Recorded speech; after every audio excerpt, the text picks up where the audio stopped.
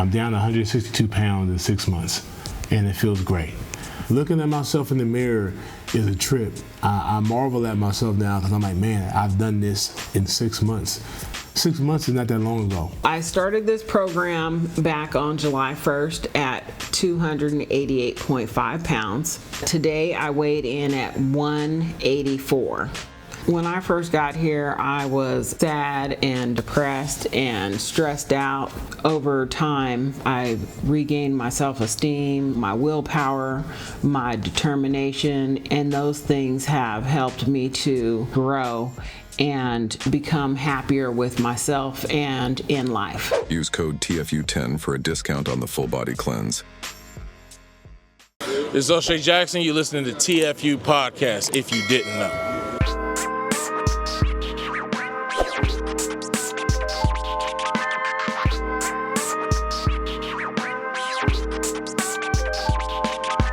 All right, welcome to another episode of the TFU Podcast. I'm your host, Alejandro, and alongside me, we have your Comandante, AD Dolphin. And we got family back in the house. Absolutely. We got comedian, roast master, Kraig Smith. God. How we doing? Man, I'm Man, great. things are good, man. Yeah, man. I'm excited. I'm excited. Yeah. Some crazy shit going on out there. Yeah, people getting assassinated. Yeah. They got to come out with a turtleneck bulletproof vest. Hey. That rest in peace. But I was wondering, like, in his situation, do they survey the area? Are there police out there manning the area? Are there people looking on top of roofs? Right. You know, he wasn't that kind of political figure, but he did say he did have a different conversation that people had an issue with. Gun violence. Gun violence is mainly the issue. Right. He once stated like 2 or 3 years ago that people are mentioning it, that regarding gun violence, it's okay that a couple people die as long as we keep the Second Amendment. Like, that's a price worth paying. I agree with that. Yeah, he did too, all the way to his death. No, because the Constitution says that I forget which one it was that gives us the right to bear arms, not only to protect ourselves and our property, but to protect ourselves from a corrupt government. So I agree with that aspect of it. I don't agree with anybody dying because of what they say and what they believe. But that part I kind of see. I can see where you're going with that. But then what do you think about places like in other countries? I think it's Paris, right? Where they don't have any guns. Right. And there's zero crime. Australia. Well, I wouldn't say there's zero crime in Paris. Right now they're going through a whole protest, and people stab people. Well, yeah. They had mass stabbings in Paris. How are you the last victim in a mass stabbing? You got 28 other people. No, I'm not saying it's zero crime. I'm just saying the crime percentage, and I did say zero crime. I take that back. It's a low percentage of crime, especially, no one's being held up by gunpoint. Now, the thing about it, if someone has a knife, you can run away. Right. You can definitely run away, get away from them, and they got to get really, really close and personal to you to actually hurt you. Did you see the video of the Ukrainian girl in the bus getting stabbed in the neck? That shit sucked. I felt for her, man. That dude, man, they need was that a homeless dude or something? I don't know, but he had like a long rap sheet. Yeah. He was dressed pretty nice. Oh, he was. So he was getting that SSI check for sure. But he was out of his mind, though. He was out of his mind. And it was a pocket. It wasn't even a knife, like a killing knife. It was like one of them little. And he just hit her in the right spot. Man, I felt so bad for her, man. Yeah, man. Yeah, that was just. Oh, this is it? Yeah. She didn't even see it coming, man. Oh, the dude was black? Yeah. Damn. No, the Charlie Kirk thing couldn't have come sooner. They never killed the right person. What do you mean? With all these pedophiles and sexual offenders out here, you kill a man just for having a different political view? Now, that's the part. That's cowardly. Yeah. I don't agree with all Charlie's viewpoints, but nobody needs to die because of their viewpoints. Why is fucking Jared Fogle still alive? The Subway guy that lost all that weight? Oh, yeah. He was convicted of molesting children. Yeah. Yeah. There should be a public assassination auction where you could pay to kill pedophiles publicly. It's crazy. A hanging? Or something, man. A hanging or something? There are people that shouldn't be amongst us. I think pedophiles should be killed, but it's a slippery slope. How slippery? At first, you start killing the people that are diddling the 6-7-year-olds, and then statutory rape comes into play. It's like, yeah. So that's always a crazy one because everybody has a story in high school. I know you could probably think of one where it was a guy who was 18, turned 18 his senior year. He was dating a sophomore. But see, is that bad? But that could technically be statutory rape, even if they're in school together. I know that's my whole thing. I don't think anything like that is bad. That's not that bad to me. I agree. I think when in my high school, the college guy preys on the sophomore or the freshman, starts to get a little trouble. Yeah, but it happens all the time. In my high school, and we didn't think about it that way, but we're 9th grade, 10th grade. And then, the girls my grade are kind of like seeing guys who are first year, second year high school. College. And you don't think too much of it then. Now you're like, okay, maybe they're weirdos. Yeah. I mean, 19 and 17 is manageable. Yeah. 20 and 17 is like, okay, he could have been a senior when she was a freshman. But when we start talking about 21, 22, So 23, what's the youngest girl that you would date right now? I mean, at 43, I would do 29, 28. So that matters to you? It doesn't really matter. She graduated college. She worked at a law office. She 22. Okay. You don't date her? Here's the thing. Don't put him on the spot like that. No, I was just asking. Okay. I mean, look, there's ballers have different rules, right? So it's like, I'll just be honest with you. Right now, I'm not a baller. I'm just an everyday guy when it comes to money right now. You a baller. Stop it. So no, but I mean, I look, man, 19, 20 sexually, if she bad, I mean, how, you know what I mean? Like, yeah, let's do it. But to be my girl? Alejandro? Right now, for me, 19. 19. Yeah, because 18, they're going to be like, damn, you just waited for her to turn 18. 19, there's enough separation. Which one? Papoose. Oh, wow. Who's Papoose dating? He's with Clarissa Shields. See, I don't know Clarissa Shields. The boxer. Oh. Okay, the rapper Papoose is 47. She's 30. Oh, that's nothing, no. She's 30. She a grown-ass woman. She is, but that's a little predatory. Nah. It's nah. Wait, what was the age? What was the age? What was the age? 17 years. No, okay. How old is he? 47. She's 30. No, that's fine. Once you turn 30. But look, though. She's 30. She's 30. But she's the breadwinner, dog. What does that have to do with anything? So that's even better. Like me, would you date Oprah right now? Of course. She's a breadwinner. Yeah. So to me, and I'm wrong, but the way I see a 30-year-old right now is like if somebody opens some Lace chips and then closes it up and puts it back, like it's preserved, but it's already opened. Yeah. So, it's like a 1-week-year-old Lace. Right. I was with a 20-year-old recently, made me feel young again. I don't want to be with the 30-olds. They made me feel old. Isn't it crazy how attraction works, though? Because, sometimes you just see a chick, she's 20, you're like, I have to have this bitch. I don't know why I have to have her. But do you look at, but I don't think men necessarily, at least not for me, just consider their age. Oh, she looks 21, I'm interested. I just thought she was attractive I'm interested. Yeah. I think it starts and begins there. And then later you may find out, like, damn, she's 19. I didn't even know. And this is the thing. Most women in those kind of situations, they're over there lying about their age anyway. Right. They're lying about both their age. ways. But let's get back to Charlie Kirk. Yeah, we definitely got to go back. We got off the subject and started going bitches crazy. Bitches do that to you. Yeah. Are they saying is it a trained killer? Is he an assassin? He has to be. Is he in the military? It looks like it's a white guy. So here's the picture. Definitely. And we all saw the old guy that they fucking humiliated. That was crazy. He's. But why? But this is the thing.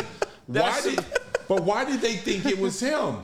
That's Joe Bonanno. You know who Joe Bonanno is? Look up Joe Bonanno on your phone. He was a mob boss that was publicly executed like in the late 70s, early 80s. Is that the one that had the cigarette in his mouth? And they I think so. Joe Bonanno.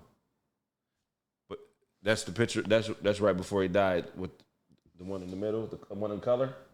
Oh, this one? Yeah, that's like. Oh, yeah. But, okay, why did they think it was him and they were dragging him off? I heard somebody was yelling something. Somebody was. Yeah, I heard the police officer actually say something. He's like, he said he shot him or something like something to that nature. But I didn't understand that they actually see him physically shoot the guy and they were dragging him off. Right. And you know what? When I seen him being dragged off, I was like, "There's no way he did it." And he seemed like he was too close to the chaos to really do it and actually think he's gonna get away. And where was the gun? Did he have a gun? Is Utah open carry? I would think it is because I believe Utah is the only state where death by firing squad is still legal for punishment. Damn. Utah is pretty savage, man. Is it open? Yeah, it's open carry. So open carry? So you could just walk around with your gun? Right. Nobody shot back. If I'm in an open carry state, anytime I hear guns, I'm going to just shoot just because you know what I mean? It's legal. Fuck it. I thought they were shooting at me. Right. Nobody shot back. Well, normal people don't shoot. Ah, man, that's... So people are saying, this is not the best quality video, and I cannot show you guys, but that this person here, like, kind of did like they're kind of assuming that he had a gun and then shot him in the neck, but it sounds ridiculous. Oh, they think he came from... Like, there, yeah. You see that guy in blue? Look at his hand. But he would have to shoot, because the bullet is more on his right side, so he would have to be on... The guy would have to be left-handed and shoot from that position. Yeah, see, it's on his left side, which is that guy's... Not liking anybody is not grounds to be murdered, man. That is just unfortunate, bro. Like, what kind of society do we live in where that's, you know what I mean? The thing for me is the people that didn't like him, and like I said, I wasn't a fan of his either, but the people that are happy that he's dead is so weird to me. Man. Like, and I heard that his family, his wife and his kids were in the stands, and for them to witness that has to be seriously traumatic for them. And they probably won't ever recover from that. No. This is what they say. So how many yards are they saying he was from them?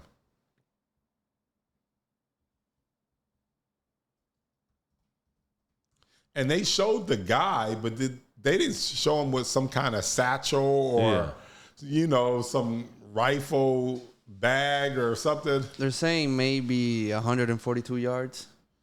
Yeah, that's a whole football field. Can you imagine getting shot and the dude is on the other side of the football field? Man. That's crazy to me. He was a trained assassin, because if he wasn't, he would have shot him, and when he hit him, he would have just stood up and walked away. You know what I mean? Like, he crawled away. Nobody ever got a real good visual of him. And it seems like this guy's going to get away with this. Yeah, they're not going to catch that dude. They are not going to catch him. And a lot of people are saying, when he said what he said, so then think about it like this. I guess they knew, they saying it's like, when he made the comment that he said, I think it was about gangs, right? Yeah, so basically one of his biggest talking points is, about mass shooting. Like, it doesn't matter, there's mass shootings. We need the Second Amendment. So they're talking about mass shootings. There's a question around mass shooting. He says, like, gang violence or no gang violence. And there we go. Yeah. So then the question is the person who asked him that question, they got to be a part of it. Were they a part of it? That was the cue. That was the cue. To embarrass him. That's a public humiliation thing. Like, okay, you going to stand on this? Well, we're going to kill you as you talk about it. Right. Now, look at the guy in white. People are saying that he gave, like he scratched his nose, but that was a sign to shoot him. The guy with the hat? Yeah, look at that. You see that he touched? Oh. Look, wait. So, you see he touches his hat? Touches his mouth? So he's in on it too. I don't He know. looked startled right after the shot, though. Yeah. I don't know. I mean, that's wild, man. Yeah. I mean, For your family to be in the stands, that's horrible. And for people to be happy that he's dead. Dog, my timeline, It's because, crazy. is filled with two sides. I'm like, oh, I didn't know this guy was a conservative. But the people on the left, they're like, even if you mourn his death, they're going to attack you. right. I don't want to post shit. I usually don't post shit about anything, but I will never date a female sniper. Because if she catch you cheating, bro, and you got to do anything publicly, bro, you are going to be in fear. A female sniper sounds awful. Yeah, but would you date a female sniper? now that you no, mention I it, mean, hell no. I don't Hell want to no. date a woman with the license to carry. Yeah, because you never know what she's going to do. Could you She's date a police emotional. officer? I'm not dating no police officer. Smash? Yeah. No, not smash. Date. I've seen some bad ones. I've seen some attractive bad ones too. But all of them smash their partners, though. They're like personal trainers and preachers. They just, they smash. You know who they say about, since we're talking about different people that you would possibly smash, do you hear that nurses are supposed to be the biggest hoes on the planet? I've heard it. In that hospital, they spend big hours at that hospital. It makes sense. They say they are the biggest hoes in the world. With all nurses. the death and shit they see, they have to be a little bit more open than the average woman because they just know our time is limited. You know what I mean? Like, it's real to them. Well, yeah, why not? Yeah, fuck it. I mean, I might be dead tomorrow. There's a list with a few nurses, personal trainers. I wonder what's the top cheating positions in the world. Like, I want to say teachers are on there too. Teachers? Nah. Watch when he brings the list up. You're gonna be surprised. I think teachers are on there. So what professions? Like, what's the top 3 professions for cheating? I'm gonna just pick this article, rock. But I'm gonna say flight attendant was gonna be my first. I can see flight attendants. Number 1, financial, aviation, healthcare, business CEOs, sports, arts, nightlife industry. You got to look up what are the top professional positions for women that cheat. That's a better. Let's see who's out here really tricking. Oh, they all going, man.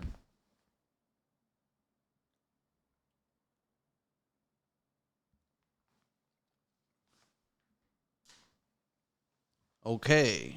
Yeah, let's go. This list is from the Brit. The Brit, what's that? UK? Yeah, Brit.co. Okay, number 1, financial gigs. Bankers, brokers, analysts. Same list. Okay. Yeah, same list. Same list, yeah. Well, bankers make sense because they see money. They see who has the money. So you could really be guided in your scumbaggery if you know who really has the bag, right? Mr. Johnson's coming in today. They know it. Yeah, I remember one time I was in the bank with my dad and he kind of threw me under the bus. Like, as he was talking to the, to the woman. He's like, I ain't got no money. He said that about you to her?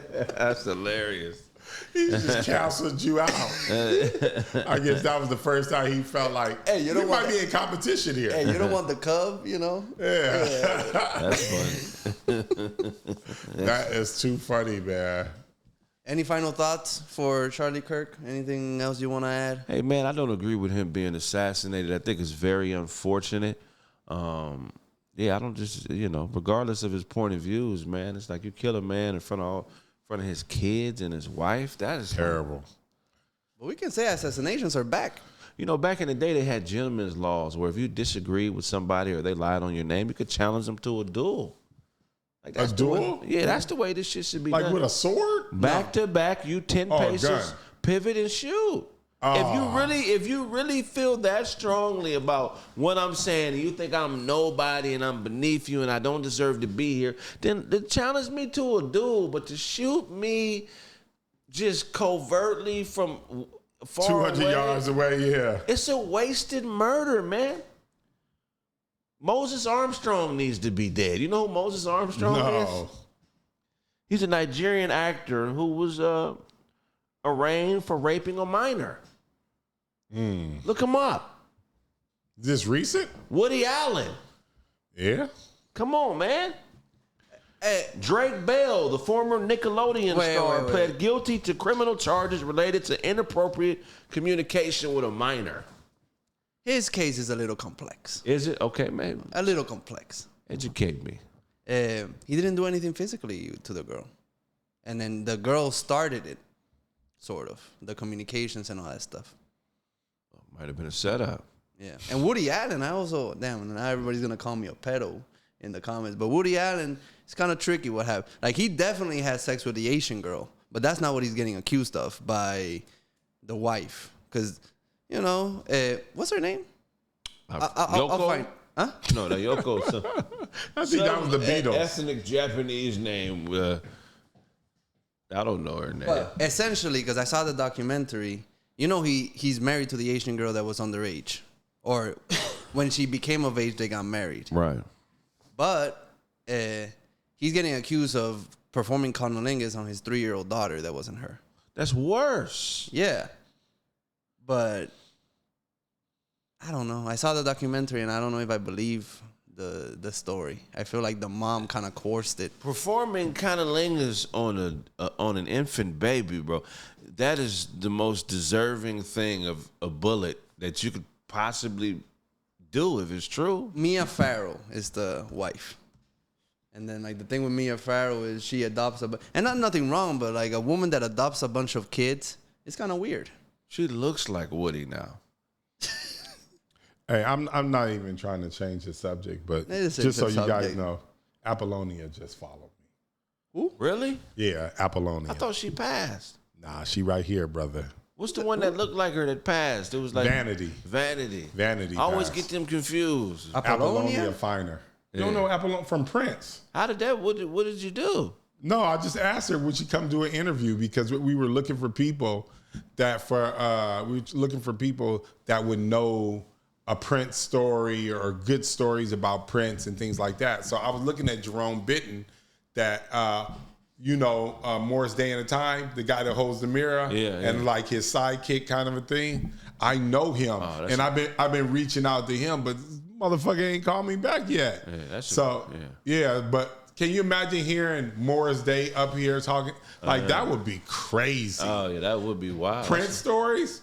Yeah, that's Apollonia's from his movie. Yeah, she Purple Rain. Yeah. She just followed me, facially y'all.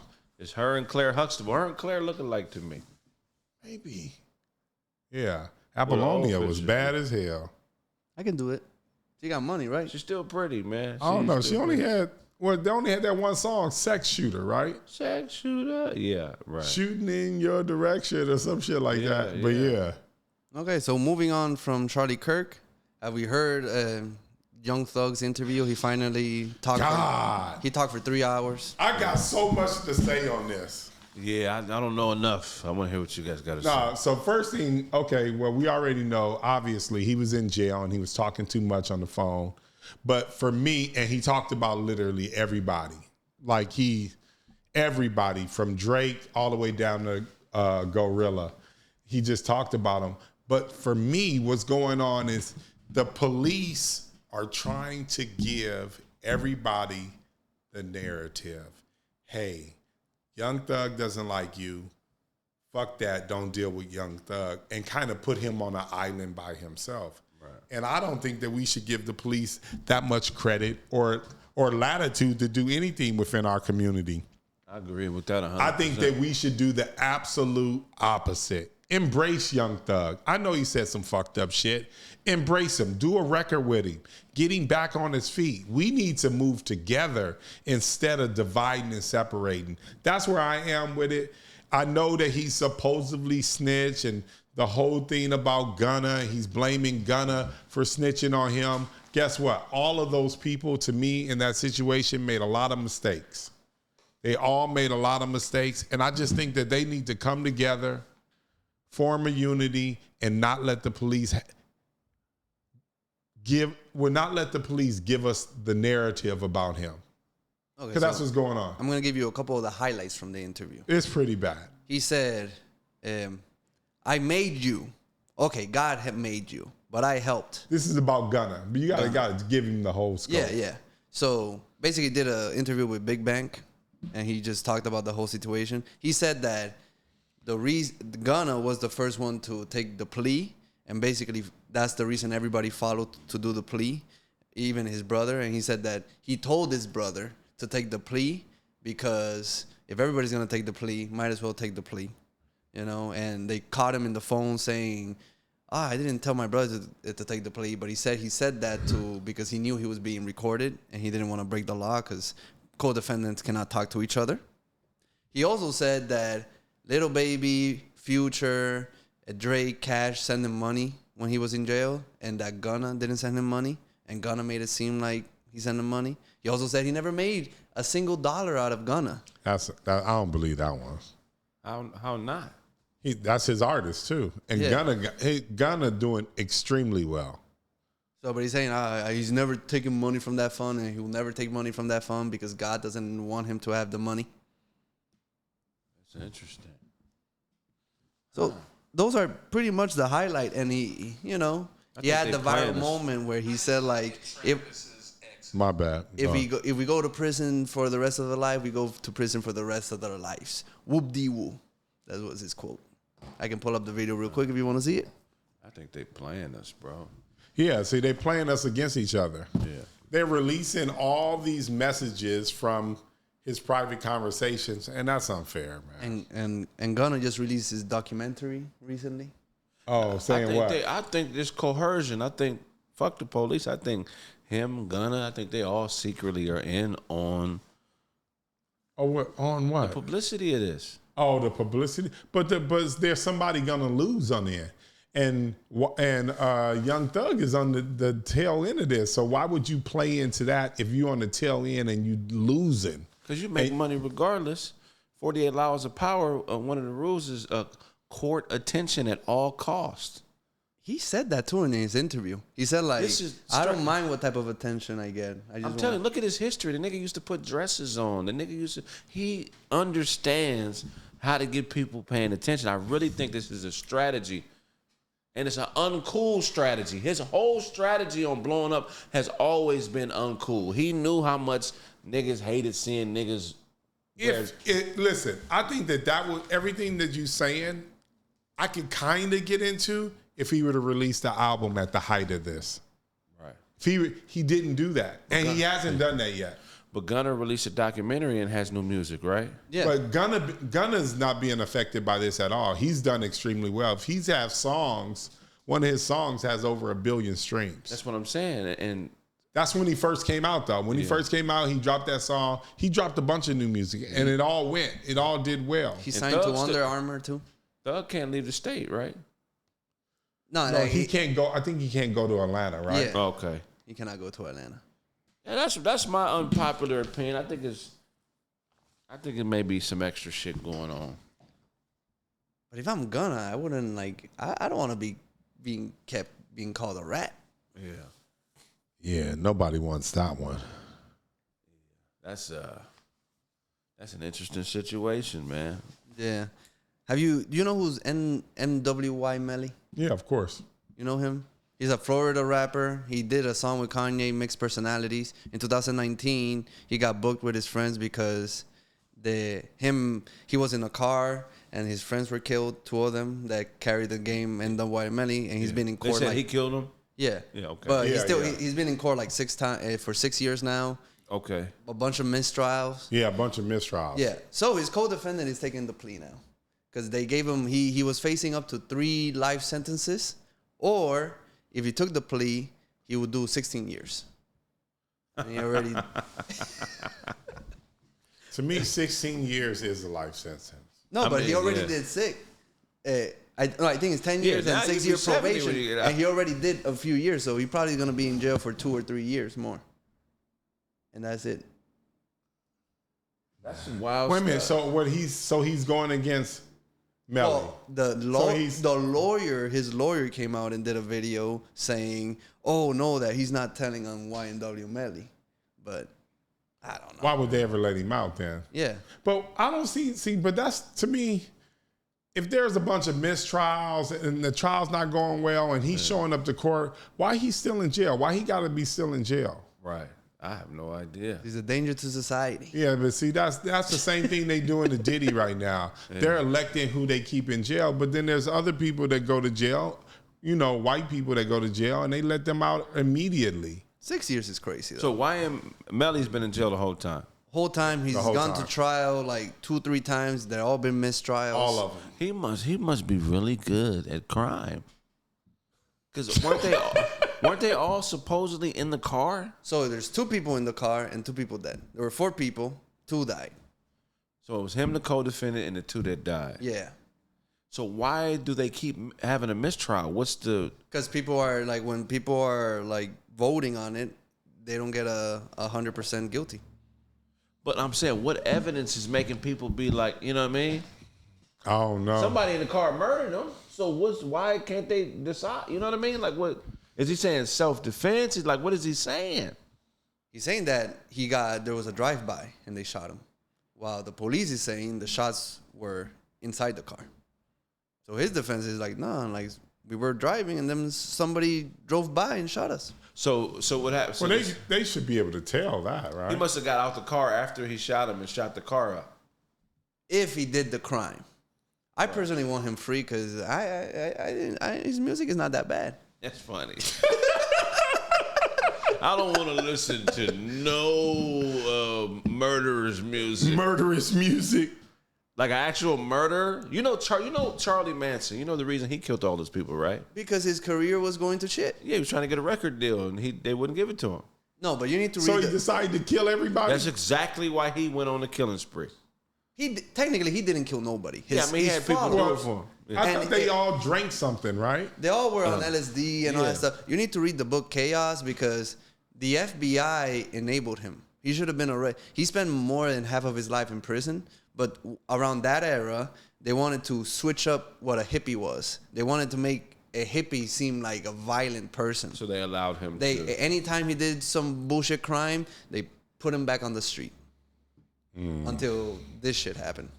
To me, that's always weird how the way sometimes they think about certain crimes and how they're trying to change the narrative to certain people. To me, it's so weird. Yeah. No, I agree. Just a narrative-driven society. Well, I want to tackle what you just said about you don't want to listen to a murderer. I don't know. I kind of like when, the rappers I listen to live the life that they're talking about. It's like when you listen to You want him to be dangerous? Like Da Baby, right? When he killed a guy in Walmart, right. So when you listen to his songs talking about, like you believe him. Yeah, but I don't want to listen to like a goofy murderer. Like if it's a dude that sells drugs or he's a street dude, and he's murdering his enemies or murdering for territory, that's a part of the game they play. So that's different than just a guy that's strangling bitches to death or, excuse my language. You know what I mean? Like, that's like a sick individual.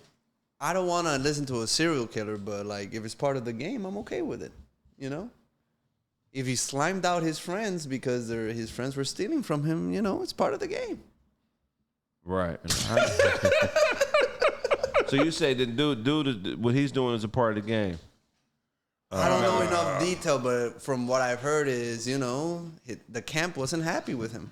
Right. Supposedly the friends were stealing from him. I wonder who's the person that has beat the most murders in self-defense. Oh, I don't know. Because you're technically a serial killer, right? Like if you got 4 cases and you beat them all. 5 niggas attack you and you kill them all. You're a serial killer now. Even though you did it for a good cause, you're technically a weirdo. Yeah, that would be crazy if he got like 4 situations within 4 years. You'd be like, he killed people, leave him alone. I mean, because there's different types of murder. You have justifiable homicide. That's the killing of another person in a circumstance where the law considers it justified. Exhaustible homicide, a homicide that is deemed lawful or not subject to criminal prosecution.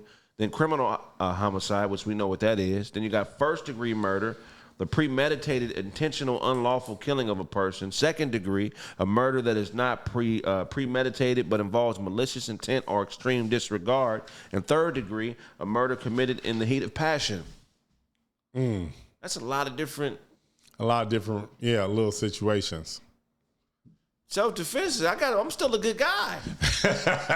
You know what I mean? Like, what? Have you been in a situation where you had to shoot at somebody? Oh, okay. We can't talk about. Okay, so yeah. No. Hey man. For me, it was in Arizona though. But yeah, Arizona's an open carry. Oh, okay. Yeah, open carry. Yeah, I'm just letting everybody who's watching. I'm gonna get a gun soon, so Get a few, man. You don't have a gun? I don't have a gun right now. You tripping? I got a gun at my office, and I have a gun at the house. You got at the house. You got to have a shotgun. How much you know about I don't want guns? a shotgun. Really? The reason why I know what y'all thinking is sprays is gonna hit people. Yeah. People live through shotguns. Yeah. No, I'm taking you down. You got a 50? Huh? You got a 50? What if you miss? No, I have a Glock. What if you miss? I got a Glock. Yeah. Huh? Like a shotgun will guarantee you hit him, and then you can walk up to him and be like, double tap that motherfucker. Well, in hallways, you want a shotgun. Yeah, hallway. They can't get away. But they still got to be close though. If there's some distance there, it's not gonna. It's like a BB gun hitting you. Yeah. I agree. Nah. I'm laying you down. How much you know about gun laws? Gun laws? Yeah, my bad. Gun laws. I don't know much about gun laws. Because we were wondering if in Texas, somebody breaks into your house and then notice you have a gun, and then they give you your back. Can you still shoot them? I know in California you can. If they turn their back to you. Yeah. Can you still? And they in your house. I know in California it's a no. But Why? You got to look up the law, but I know there's cases of criminals that have broken into people's houses, and then the owner confronted them with a gun, and they ran and got shot in the back, exiting the crib, and were able to sue the owners of the crib. That sounds ridiculous. Yeah, you just can't.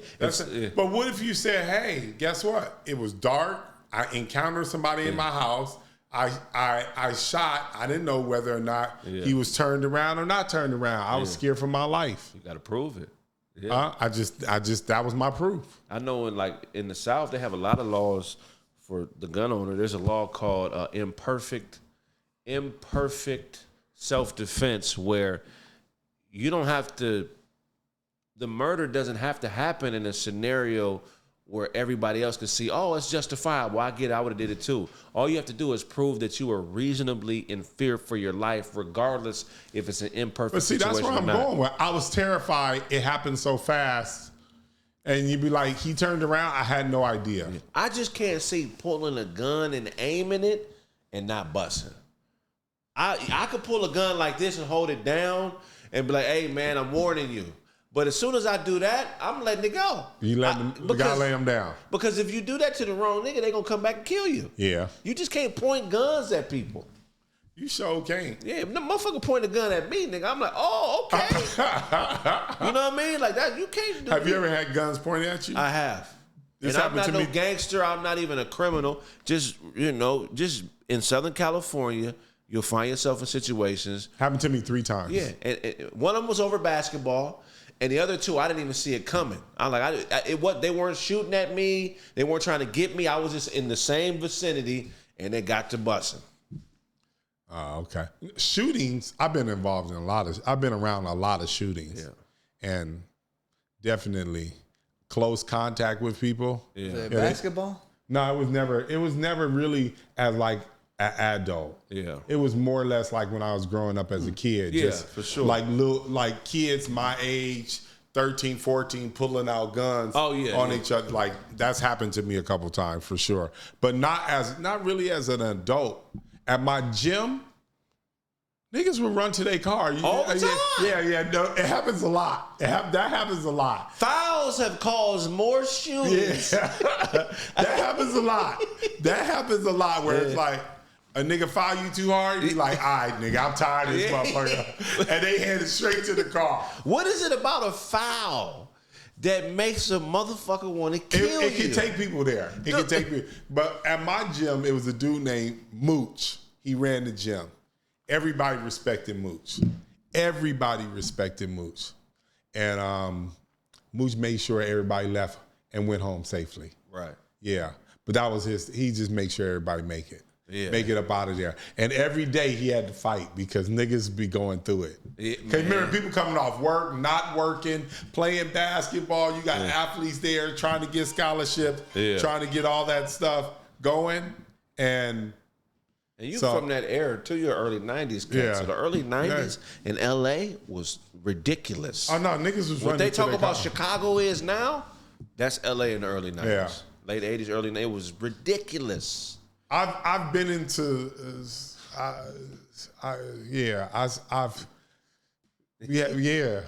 when you had to make that phone call. Oh yeah, for sure. It's like, nah, y'all need to get up here. It's going down.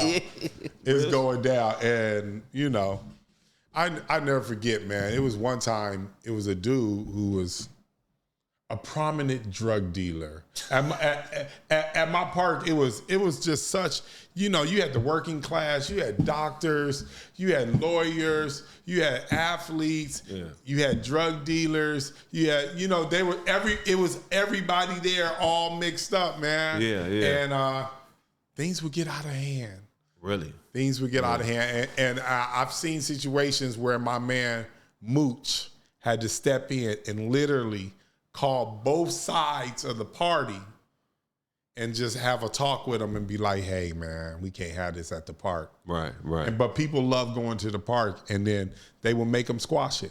I got a theory about why black people love the park so much. Let's hear it. And it has nothing to do with what anybody that's like us is going to think. It's camaraderie? It's subconscious. I think because the park, because there's so many trees and plants, it's clean air. Inside the gym? I mean, just the park in general. Most parks have a lot of trees and bushes. Right. No, that's true. Yeah, so what do trees and bushes do? Trees and bushes take in carbon monoxide and pollution, and they spit out oxygen. So people like going to the park because of that? Because they get fresh air. I don't know. The same reason that animals go to the water. No, I get what you're saying. The only thing is, ultimately, for me, there was a brotherhood at that park. For sure, but there's clean air for there to be a brotherhood. No, there is clean air there. But I'm going to tell you now, it's the brotherhood. For me, it was the brotherhood at the park. That's where you learned how to fight. Look, man, I used to see people at my park, it would be like, it was a dude, man, his name was Gary. And let me tell you something, man. The way he thought and the way he went about things, I was like, I like that shit. I liked it because if it doesn't matter how tall or big the guy was, he would be like, if they say something, he'd be like, nigga, we can take that shit outside. And just like that. Right. And let me tell you something. If he said yes, fight right then and there. Right. He was firing on him. Boop, boop, boop, boop, boop. And the dude was out for the count. Right. I mean, and he not big. He like maybe 5'10". And he was knocking niggas out left and right. But I always liked his state of mind. He was always super calm. And then if it was on, he was right to it. Yeah. Right to it. Yeah. No, right to it. Right. And I always loved that. And I felt like that's how it should be. I agree. Okay. If they say it's on, it'd be like, all right, cool. Yeah. Let's just take care of this. Yeah. And then afterwards, he wasn't never tripping after. He was so calm. After, man, that motherfucker was an assassin. Yeah. He was whooping ass left and right. Like my pops. All right, listen, I'm telling you, Gary whooped ass. Yeah. Period. End of the discussion. He was beating niggas up. Okay, well, now that we're talking about whooping ass, boxing news this weekend, not Mike Tyson, Canelo versus Crawford. Man, who you got? Here's the thing. I normally go to the fights. I can't go to this one. I'm rolling with Crawford, but let me tell you, man, this is close. I like both fighters. Right. To me, Canelo, in the history of boxing, maybe I don't know about every boxer, but I know about Canelo, right? He's improved during his career more than any other fighter I've ever seen in boxing. When he started fighting, he was just pretty much a little bit above average, machismo, Mexican, aggressive, forward fighter. And every time he lost to somebody, specifically black fighters, he would take the things that they used to beat him and put them in his game.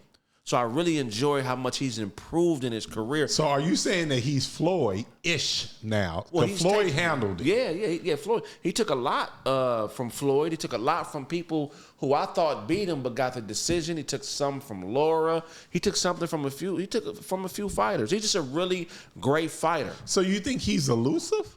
I don't think he's elusive because I don't think he has defeat to be as elusive as That's Crawford. Yeah, but he's maximizing his abilities. Can I read some stats? Yeah, let's hear it. Okay, so first of all, Canelo is favorite, but the fight is more likely, they're saying, to go the distance. But this is interesting. So they're fighting at 168 pounds. Crawford has never fought more than 154. Right. Yeah, I think that's an issue for Crawford, for sure. I went to the fight. Crawford's not his last. What was it? His last fight? It was here in L.A. at the where the sports arena used to be. What's the name of that stadium? BM or some shit. Right. Okay. And the fighter he fought was from Kazakhstan. He was very similar to Canelo, maybe a little faster, younger. Crawford didn't look great in that fight, He didn't look great. He did not look great in that fight. But what I'm saying is he got hit a few times, but he was never hurt. You know what I mean? So I think that this fight is going to play out like that fight. I think it's going to go 12, and Crawford's going to get the decision, or it's going to be a draw. The way you explain it kind of sounds like you think Canelo is going to win, but your brother card is letting. I got to give Canelo props, though. I mean, he's dope, and I mean, his resume, he has probably, if not the best boxing resume in the history of boxing, top 3 or 4 resumes ever. What's his record, overall record? Canelo? Yeah, what's Canelo's overall record? Now, the one thing I heard Canelo walks around 200? They said 180. Okay. 200, I would think that he's in a similar situation like Crawford if he got to go all the way down to 168. Yeah.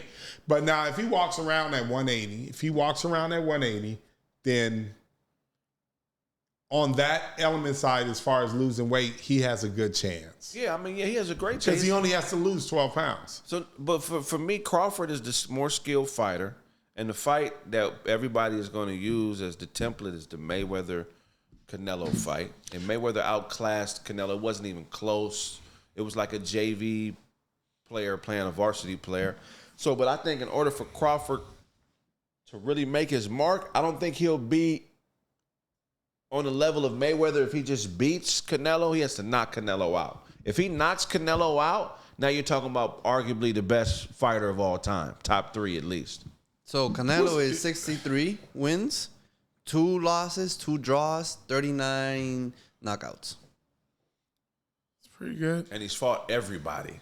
Crawford is 41-0, with 31 wins coming by knockout. He's fought everybody. I mean, Canelo's fought everybody. This is Crawford, what, second big payday, right? What's the payday on this? What is it, 30 mil? A piece? Nah. Canelo's going to get way more than Crawford. And freaking Dana White is doing the fight. I didn't know Dana was. Yeah, Dana White and Netflix. Well, now you got to be getting more than 30 mil. You got to be getting...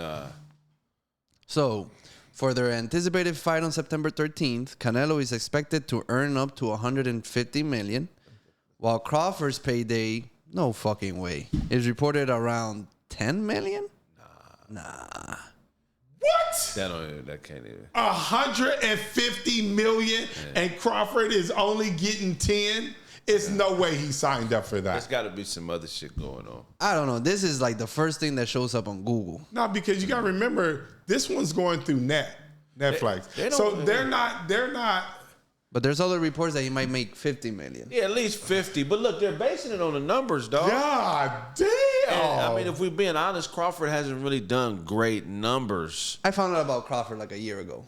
Me too. Exactly. Canelo, I've known my 10 entire years. His big fight against the other black guy, what's his name? It's not Errol Haney. Spence. Yeah, Errol Spence. That's when you found out about Crawford? That's when I really started paying attention to him. Yeah. I definitely heard of him in the past. His Very faint, though. Yeah. Very, very faint. Like, he's a good fighter, but what he did to Errol Spence, to be honest, I thought Errol might die. Yeah, I was at that fight, front row. It was wild. No, I thought he was going to die. Like, if you looked at his face, and has Errol fought since then? No, I think he should retire. He was supposed to fight Fanfara.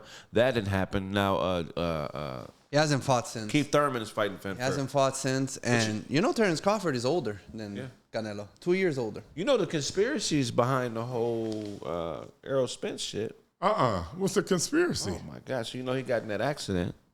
Oh, that car accident. But you know why he got in that car accident? No. So do you know who? Well, this is speculation. Okay. You know who Mo 3 is? Mo 3? No. Mo 3 was an incredibly talented rapper and singer. Nigga sung like Luther Vandross and rapped like your favorite rapper's rapper from down south. He was extremely talented. His name was Mo 3. But Mo 3 was a fucking thug. Like a gangster. So Mo 3 had a homeboy that was a comedian that used to roast people and put up videos about people and bag on people, just all playful. Right. So supposedly Yellow Beezy, a rapper from Dallas, was one of the people he clowned. And people in the comments give more details. I don't know everything. I'm just giving an outsider's point of view on what happened. So he clowned Mo 3. The Yellow Beezy. They're speculating that Who clowned Yellow Beezy? The dude, I forget his name, the comedian that's Mo 3's friend. Okay. That's his boy that he loved. Got you. Clown Yellow Beezy. Yellow Beezy had him murdered. Had him murdered? So Mo 3 went on a killing spree. This is a singer rapper. He went on a killing spree, nigga. So what happened was Yellow Beezy and Errol Spence are homies, like close. Mo 3's baby mama lived in the same apartment complex as Errol Spence. You get what I'm saying? Uh-huh. And they say he was on the bandwagon with Yellow Beezy talking shit about Mo 3. So when Errol Spence got in that car accident, they're saying that he didn't just get in a car accident. Mo 3 was chasing him, shooting at him. That's why he flipped over in the Ferrari, because Mo 3 was trying to kill him. That's crazy. I didn't know that. So Mo 3's still around? Mo 3 is dead. You'll probably remember once you look it up. He was the rapper that was murdered on the freeway in Dallas. Is that the murder for hire they're saying? Yes. So you feel me? So they're saying that Errol Spence, just being a game goofy boxer, hanging with Yellow Beezy, he not even knowing how serious of a dude that he's fucking with. Right. That car accident, him almost being murdered, fucked him up. Because he ain't never been through no shit like that. Nigga was trying to kill him. You look at the footage, when he was flipping, after he stopped flipping, a car drove by, slow. They're saying that was one of Mo 3's cars. He was in the car looking. Then he pulled off. They're saying that's what fucked off Errol Spence. Wow. Yeah. You never knew that? I never knew that. Yeah. So then later on after that, Mo 3 got hit. Somebody went after him. His shit is online. Motherfucker killed him in front, right on the freeway, like being on the 10 freeway. It was traffic. A motherfucker blocked him in, broad daylight, dumped him out on the freeway. He was trying to run and failed, and they stood over and killed him. Dallas. They catch him? They caught that dude, and they tied him back to Yellow Beezy, and I believe that's why Yellow Beezy's in jail. Oh, yeah, the Yellow Beezy. I love him as a rapper, but he wasn't on. He not the type of motherfucker you play with, like right. And look, this is all what I read on the internet. I'm not saying none of this shit. I don't know for sure. You know what I'm saying? So don't come. So this is the conspiracy theory behind that, right? They're saying that's why Errol Spence's fall from grace or drop off was so tremendous, because he was shell shocked. Okay. Now, tell me what you think about this fight that's coming up. And I don't know if Alejandro's ready to switch subjects. I'm ready. Okay. But tell me about this fight that's coming up. Mayweather versus Tyson.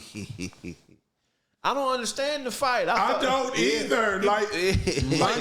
Money. No. I get that part, but I don't think, listen, I'm probably one of Mayweather's biggest fans in the whole entire world. Me too.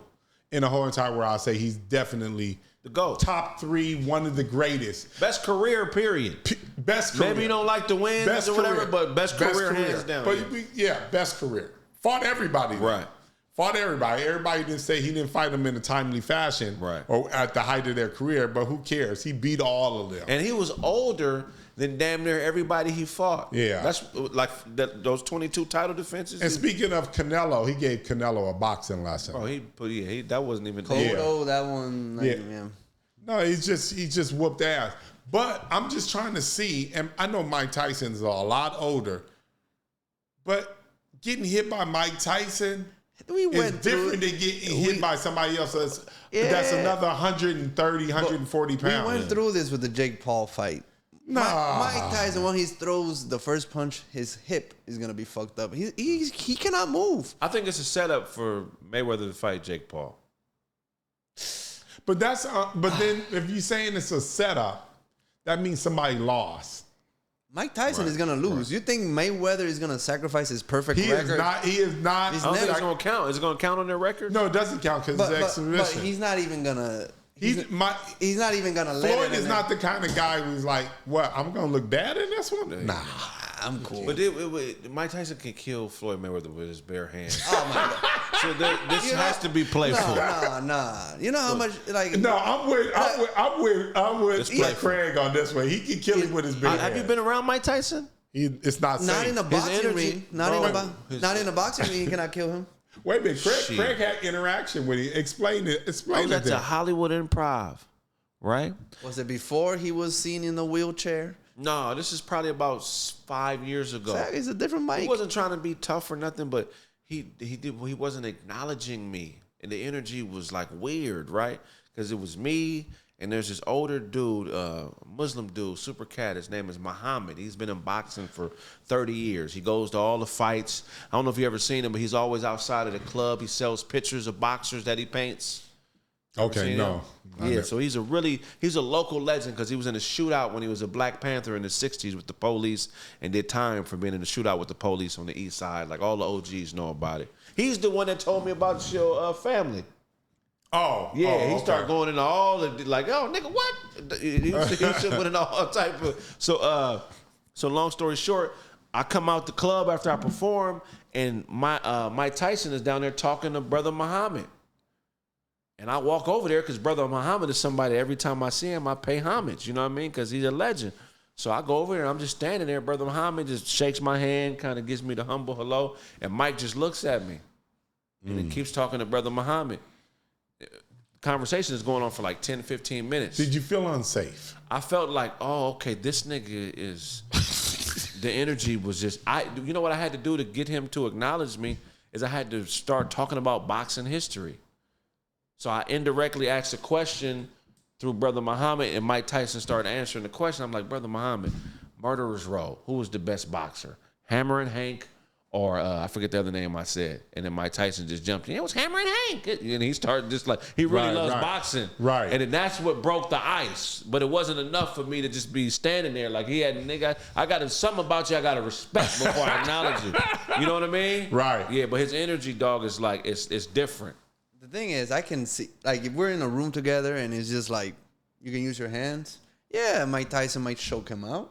But if we're talking about boxing ring, Mayweather's going to move around so much. Mike Tyson's going to be tired. It's like the same thing you said about Jake Paul, and you said it like a few times. He's going to murder him, and nobody died. No, nobody definitely died, but it did seem like somebody put on the brakes. And Jake Paul put in the brakes. I felt like Mike Tyson put on the brakes. Oh, yeah, okay. Mike Tyson. Because it just seemed like his normal counters he wasn't doing. Because he couldn't do it. He cannot do it. He's old. That's what happens when you get old. Things you could have done, you cannot do anymore. I want to see Mike make all the money he can make. I might not watch it, but I want Mike and Mayweather both to win. I'm not going to watch that fight. You not watching it? No. I'm not going to buy it. I'd rather watch the Jake Paul and Gervonta Davis fight. That's happening for sure? No, that's a done deal. When is that fight? I think it's sometime next year. I wonder what weight they going to fight at. Because Jake Paul... No. I think it's going to be a mixed weight fight. How though? Because Jake Paul is like 40, 50 pounds heavier. No, Jake Paul's more than that. Jake Paul's 200 pounds, and he's 130. That's what I'm saying. So how? Tentatively scheduled for November 14th. In a couple Wait a minute, months. this year? Yeah. Nigga, that's a 60, 70 pound weight difference. Yeah, but see, that's what I don't understand. Now I can see. No, I can't see. I can't. That doesn't look good for anybody. 130, because I mean, honestly, 130 pounds. That's like my girl. Yeah, like I'll just be like, this is not one she can't win. That's interesting, bro. I mean, if he knocks out Jake Paul, all that shit is over. So he has to be at 200 pounds for Gervonta Davis? Oh, he can't be more than that. No. He Yeah, says 200 pounds. He's not gonna. That's wild. Jake Paul, he's a genius. But remember back in the day, they used to have those kind of fights. Did they? Yeah. Yeah. Where it'd be like the little guy fighting the big guy, Yeah. and somehow the little guy would find a way to win. Yeah. But, Wow. Yeah, I just can't see that. Gervonta Davis should win, no? No. Isn't it obvious? He's been fighting all his life. Jake Paul just No. 8 years, 10 years tops if he's been secretly training. That's a big difference in weight, bro. Yeah, he's never been hit like that. If Jake Paul wins this fight, he can talk all the shit he wants. Not saying that anybody's going to stop him from talking shit because he's been talking shit, but if he wins this fight, everybody needs to shut the fuck up about Jake Paul. We need to fight somebody his size. Gervonta Davis is a goddamn champion. I thought if you're a boxer, it don't matter. Because everybody... There's weight classes for a reason. Yeah, but Gervonta Davis is a goddamn champion. Listen, weight classes matter. If Gervonta Davis loses to Jake Paul, I will view him different. Get ready to view him different. Yeah. What? You're saying Jake Paul is going to beat Gervonta Davis? Dude, Fuck it's outta a here. 60-pound weight difference. It still hurts when you get hit on the ribs. No, it doesn't. This is going. I mean, if there's a 5-year-old and they punch you, It's not the same. You're comparing a 5-year-old punch to a Gervonta Davis. I'm just trying to get you to understand what's kind of going on. You would just be like, "Come on, hit me!" It's not the same. Gervonta Davis, like if Listen, I'm raise one your of his hand- biggest fans, and I don't understand what's going on. If he hits you in the ribs, you're going down. You're not beating Gervonta Davis. Let's get that clear. If you're boxing against him, 130. What did he fight at last? he fought Ryan Garcia at 144 or 142. this is interesting, man. I don't know. I mean, yeah, but in a boxing ring, that's. So you know a lot about boxing. Yeah. Can he win this? I mean, yeah, just based on pure strength. But listen, you got to remember, we're not talking about someone that's agile, that avoids punches. We're talking about someone that's normally the pursuer and the person that kind of does all the punishment. In this kind of a situation, he can't be that guy in the ring. He can't be that guy. I think he has to be elusive. He has to be dodging him. He has to be backpedaling. He got to be on his wheels trying to get out the way. Jake Paul is not fast enough. I don't think he'll have a problem getting out the way. You know what I mean? I don't know. I don't know, man. This is weird to me. It's two of them. Can you bet on the fight? Yeah, I want to bet with you. The way you talking crazy. Yeah, I'll definitely take these bets. Crazy. Like Jake Paul, come on. You see what Mayweather did to his brother. It's like the same. Yeah, he knocked him out, and then Mayweather kept him up. No, I understand that. But listen, that's a little different. Jake Paul lost to Tommy Fury. Tommy Fury is doing triathlons, quitting in the middle, getting driven to the end. But Tommy Fury was his size. Right. He was his size, his weight class. They both were like cruiserweights at the time. So it's just like, Well, now that I think about it, though, I think he's going to wash him. Because I don't think Jake Paul is skilled enough to hit him. Oh, yeah. So He quick. Gervonta Davis is quick. No, he is. And he's short. How many rounds? But Gervonta Davis, would you consider Gervonta Davis a counter puncher? Yeah, I think he's a boxer puncher. He's both. He could do everything. So, but in that situation, so he's going to be pursuing him? No, I think he's going to be counter punching. But the length is the so thing. counter punching means he's you throw a punch. I know. Yeah. He's going to take some hits. So 10 rounds. Oh yeah, I got Gervonta. Did you see how you saw how he knocked out Ryan Garcia? Yeah. Yeah, he's going to predict one of Jake Paul's punches. He's going to open up. The ribs going to hurt. Garcia was 140-something pounds. It's different than 200 pounds. Okay. Yeah, this is gonna be comical. I got Gervonta. I think, you know what? I think basically in this situation, I think that Floyd picked up that one from Jake Paul. Right. And he's like, what, y'all gonna fight? Okay, Tyson, let's do it. People willing to pay for this. We might have to go to that fight. Where's that fight, in Vegas? I'm sure of it. Which one? I went Floyd's fight. I went to Jake Paul and Anderson Silva. Gervonta's fight. Where's it? Yeah. Well, that is still tentatively. I think this is a move. You know, I always look at the shadow move. I think after this that Jake Paul is going to be Gervonta Davis's representative, his promotional team. Maybe. You know, because that's one of his things is to start a union for boxing and be a presence in boxing. That's Atlanta, like Georgia. Oh, okay. No, I'm not going to that. But hey, the one thing I like about you, Kraig, is that you always come with a lot of history. And I remember when you were telling me the Hawkins story. I just want to know, can you share that story? I don't know, man. I could share it. I mean, the family, Hawkins, they got an incredible family, man. The grandfather moved to Los Angeles in the 30s or 40s from Arkansas, I believe. Right. Became a police officer, did his duty, served the fucking city of Los Angeles for years. In that process, he met Mayor Bradley. They were like best friends. And so he had a bunch of sons, and these ain't regular sons. These are all stand-up, solid dudes. Right. He raised them to be soldiers, basically. So right. They owned a bunch of land off of, what is that, Central or Imperial? What is that? I can't think. I think it's near both, kind of. Yeah, it's in that area. So they owned a burger stand. They owned... what's the name of the burger stand again? Hawkins Burgers. Probably the best burger in L.A. Okay. Yeah, in my opinion. So in the 80s, there was the emergence in the 70s and 80s of what's that project called? I can't even think right now. Is the Nickerson Gardens. Nickerson Gardens. I didn't thought it was Jordan Downs at first. Yeah, shout out to the Nickerson Gardens. I know a lot of people from over there. Yeah, so they had a store, a burger stand and a store directly across the street from the Nickerson Gardens.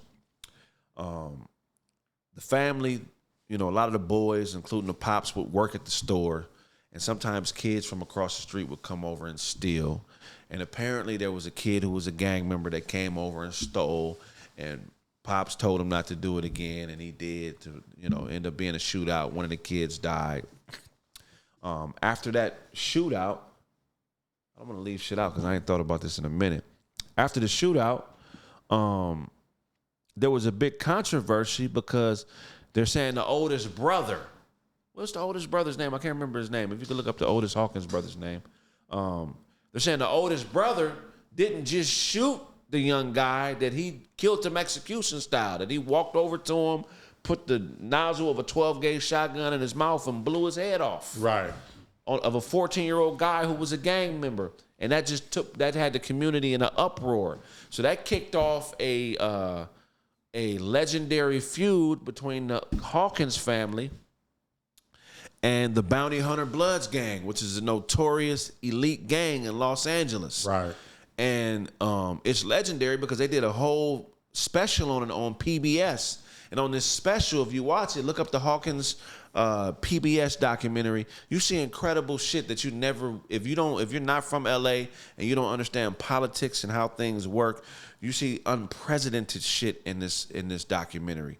You see, during the height of the war, the father throw a press conference in the parking lot of his home, which was also adjacent to his burger stand and his store. And at that press conference was the chief of police. Right. The mayor of Los Angeles. Was it Tom Bradley at the time? Tom Bradley. Okay. Channel 7 News, Channel 4 News, PBS, all these different news outlets in the hood covering the murder of a so-called gang member. Right. And I just think it's an incredible story, man, because, there are all kind of conspiracies about this. When the family went to war with the Hawkins, I've talked to some people on the other side that said the LAPD, that the mayor was sending police officers to go out and commit crimes with the family against the bounty hunter bloods. I've heard of stories about people car bombing, putting bombs in cars and putting bricks on gas pedals and trying to run them into the store. I mean, if you watch this documentary should be a movie. Because it's one of the most incredible. It's like the Hatfields and McCoys. Right. Yeah, I mean, it's ridiculous. So I've campaigned for years. I ain't gonna say some of the work I've done in the shadows, trying to get people to throw money at this family and make this movie, because I'm not doing the story justice, because I didn't plan on talking to it today. What basically happened at the end of this story? So I don't know all the endings. As far as like, I know what some of the gang members tell me. Okay. And then I've had loose contact with a few family members, you know what I mean, trying to figure things out. But the family is pretty kind of closed in, the elders. Right. Some of the younger guys are open to try to get it going for the family because they understand the gravity of the story. But when you talk to the elders, I mean, these motherfuckers ain't no joke. Right. They not people you want to play with. Right. I even went over there because I got a famous actor friend who was interested in the story because I sent him the documentary. He was so interested in the story, he would drive to the Nickerson Gardens and sleep overnight in his car. Oh, wow. Just studying. I'll show you video. This nigga outside of Hawkinsburg. This is an A-list actor. Right. Just slouched down in his car, just trying to feel the vibe of the area.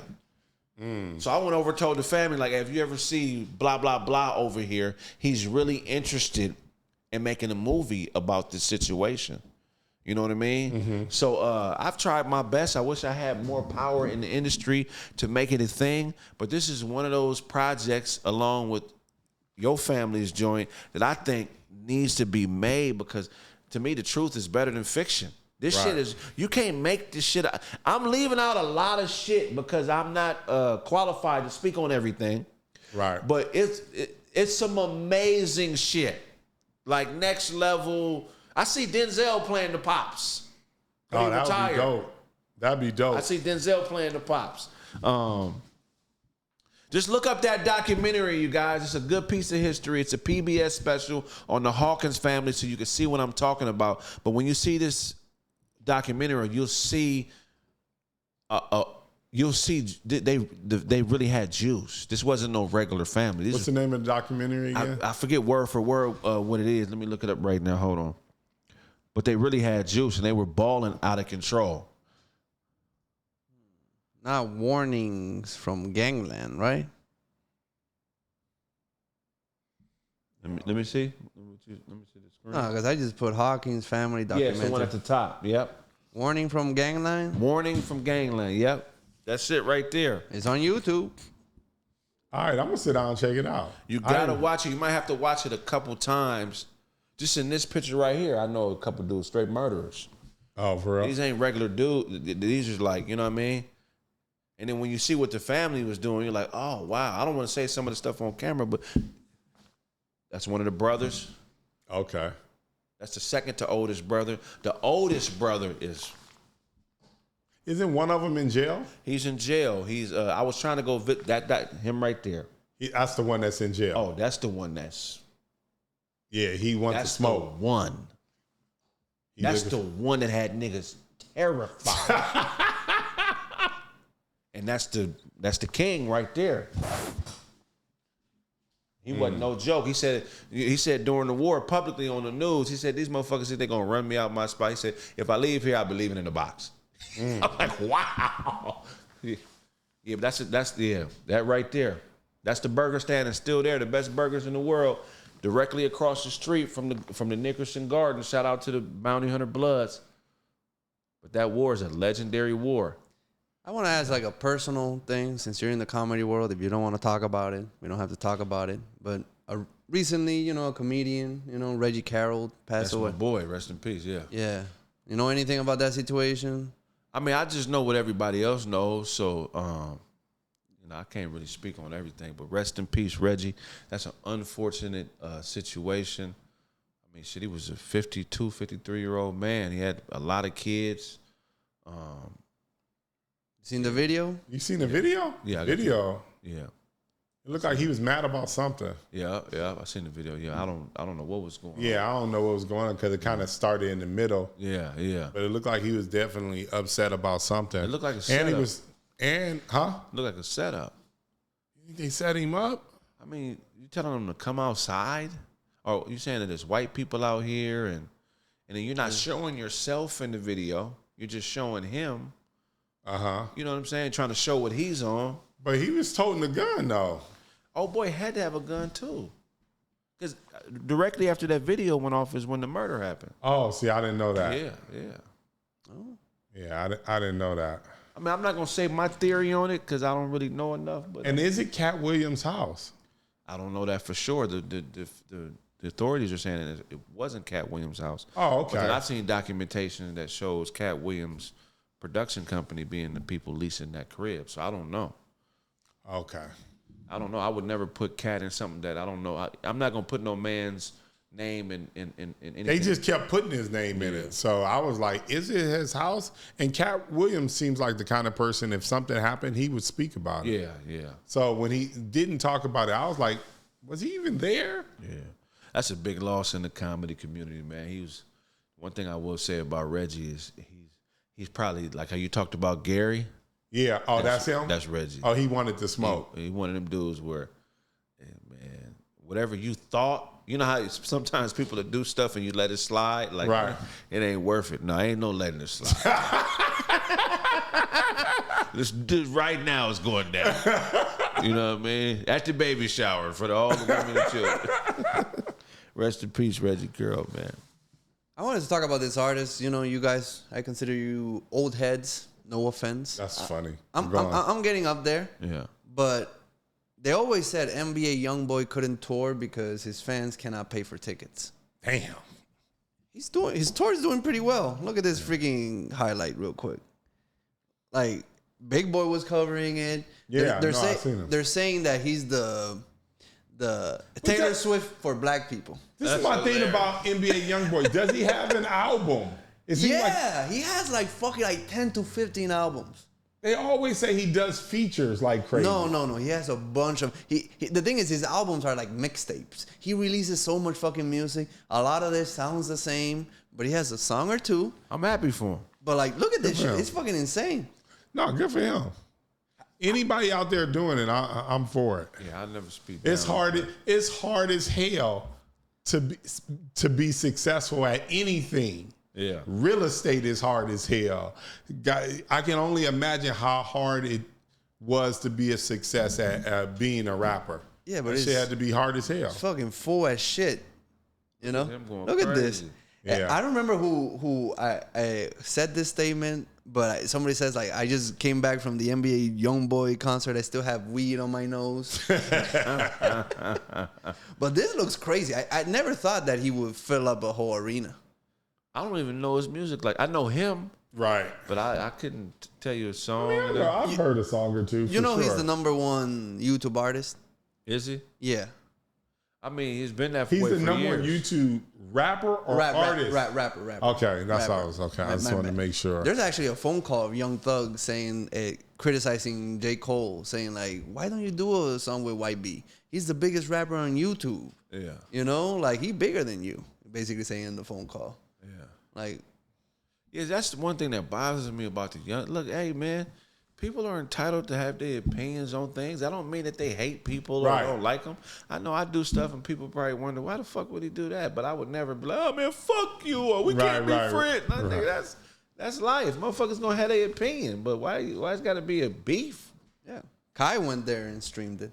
Oh, he did? Yeah, like all the streamers, they went to this shit. They went? Yeah. Where was it at? I think it was the Forum. Let me double check. Oh, they did the Forum? Oh, it was out here. Yeah. No, because he's doing a whole tour across. Yeah. Because, you know, I don't know how the fuck he got. Where's the NBA YoungBoy from? He's from Louisiana. Okay. Yeah, I mean, I know his story as far as how he was raised. I'm proud, man. And he stood up like a man too when people was trying to bully him. Older industry cats, street cats. He stood up like, no, I don't give a fuck about nothing you talking about, nigga. You know what I'm saying? I respect that. Yeah. Right. Because the old rap industry had a lot of bullies in it. You know, Suge Knight types, them type of guys. It definitely has some bullies. Yeah, that shit's over with. Actually, I was wrong. Crypto. 2 nights in crypto. Ooh. 2 Yeah, nights. crypto was what? 18,000 at Yeah, that's least. 36,000 tickets. Yeah, He's going to Anaheim. If you want to go to that concert November That's 5th. right up the street. November 5th, Anaheim. You sell out that and the crypto, that's 30 miles from each other. That means you man. Yeah, Now, the good for cheapest him. tickets is $78. Good for him. I love it. Yeah, that's I wild. love it. Stay out of LA though. Make your money and leave. Don't. He's not built for LA. He's too active. He gonna be in some shit if he here. You know what I'm saying? He's gonna, like, there's this Disney star called Sky Jackson. This is behind the scenes. He probably, he already, got a Mayweather pregnant. He probably gonna get her pregnant too. Yeah, like 13 kids too. That's the crazy thing. 13 kids. Ain't gonna stop. Slow down. No, okay, let me. Listen, slow down. He's the guy for the 13 is too many. I mean, when you got that type of money though, I mean, how much is he worth? I'm not sure because like usually in concerts, I feel like he gets venues getting paid in cash. He has 12 kids as of late 2024. I don't know because I know he doesn't. I don't know if he owns his masters. He says between 6 million and 12 million. But you know how many? He ain't got enough money. You know Yeah, how? that ain't enough money for. That ain't enough money for nobody. He need to relax. Yeah. Not for 12 kids. Nah. Slow down, brother. He'll be fine. Slow I down. hope so, but them kids will break you, bro. Now there's reports that Little Baby retired from rap, but we're not sure. Little baby. Yeah, like somebody from his camp said oh, Little Baby's retired, but they started doing that shit. What, is he retiring just because of the I don't turmoil know. I with don't know. YSL? Do you feel like Future, Little Baby, Little Durk, and 21 Savage have to answer to Young Thug's allegations? Because they all had an opinion on Gunna, but they're not. Everybody's quiet now with Young Thug. Young Thug is the boogeyman. Them niggas scared of him. Well, I don't know if Little Baby. No, I think they disappointed. But they have to make a public statement, no? I don't think they're going to make a statement because it goes against a guy. But I'm sure they're not happy. I'm sure they like, how you going to do this? And you over here doing stuff that's similar. Oh, and another thing that got clarified why Drake was beefing with Metro Boomin. So apparently, Metro Boomin's mom got murdered. Right. He was grieving his mom, and then Drake wanted to be in one of the songs. And he's like, man, send the beat, while his mom recently passed away. And that's the problem they have. Oh, that's not. How would Drake? See, that's not. That's how you know you ain't got the right people around you. Because miscommunication for some people is the only form of communication. Right. They should have never beefed over that. I don't think it's no way Drake really would be that insensitive if he knew. You know what I'm saying? But he knew his mom died. Everybody knew. Yeah, but what I'm saying is it might not even been him that sent the email. You didn't feel it? It might have been one. Hey, but if you hear the phone call between Young Thug and his manager, basically the manager is kind of, and you know how this industry works? Yeah, I work for you, but damn, I'm talking to Drake. If I do him a favor, so the manager is trying to kind of get it kind of sounds like he wants to get the okay to reach out to Metro Boomin in Drake's behalf. And Young Thug saying hey man, he already said no. Do not mention my name at all in this fucking situation. I think you shouldn't send the message. If you want to send the message, go ahead and send the message, but don't say anything about me. Because I'm not going to fuck over a relationship because of a goddamn fucking song. Oh, wow. So let me stop speaking. I don't know. Wow. But Rest in peace to Metro Boomin's mom, man. other news, NCAA gambling scandal. I don't know if you heard about it. 13 men's basketball players across 16 schools under NCAA investigation. Betting on against own teams, sharing inside info, game manipulation, refusing to cooperate with investigators. Arizona State is always on this list. Yeah. Remember, didn't they get caught up in the early 90s? Absolutely. I think it was Headache Smith, right? Yeah, he was nice too. No, right? he was great shooter, amazing shooter, and I think he scored a lot of points a few times, over 50. Yeah. See, but I think that this is the future of the future. I think this is going to happen more often than not now. These gambling companies are wedging themselves in basketball, in sports, and all of that stuff. And if they can manipulate a game or two here right, and set themselves up, You know, it's a lot of money to be made. They'll never be able to stop it. Yeah, I don't think they ever can. Yeah, it's been happening for 100 years. Yeah, I don't think they can. I want to get involved with gambling companies, though. You do? Yeah. Yeah, we do. As a podcast, bring on the gambling companies. You know, there's a specific streamer. There's a company called Roobet that they do online crypto gambling. Now, there's certain streamers, I'm going to leave their name out of it, that it's illegal to play that game in the United States. So, but they have all their fans are in the United States. But you can get to that gambling thing through, a key, yada, yada, yada. So what they do is they give them a house in Mexico or outside. They go over there, they do the live stream. And then once they're done with the live stream, they go back to America. Oh, wow. How often do they got to come do it? Probably every week. Oh, okay. I got to look this up. Wow, that sounds like fun. Yeah. Wow. Drake does that too. Does he? What's the name again? With Stake Gambling, because he's with Stake, and that's why he streams with Kick. I'm not sure if he still is there today, but he used to. Every time he streams, doesn't seem like he's in America. Wow. What's the name of the game? So the company is called Roobet, but Stake is another one that does that. You bet? Roobet. Oh, okay. How you spell it? I'm gonna say ROO bet. See, it's telling me it's restricted. Sorry, Roobet isn't available in your region, but that's what they do. Wow. So what's those little things that can make you seem like you're in a different region? It's like it's some type of key. I forgot what it is, but it's it's like a. I can't remember what it's called. Yeah. But I wonder if that works on it, because it makes your phone think that you can put wherever you want your phone to think it's from. Wow. It's called VPN. Yeah, VPN. Yeah, That's VPN. exactly what it's called. A VPN. So yeah.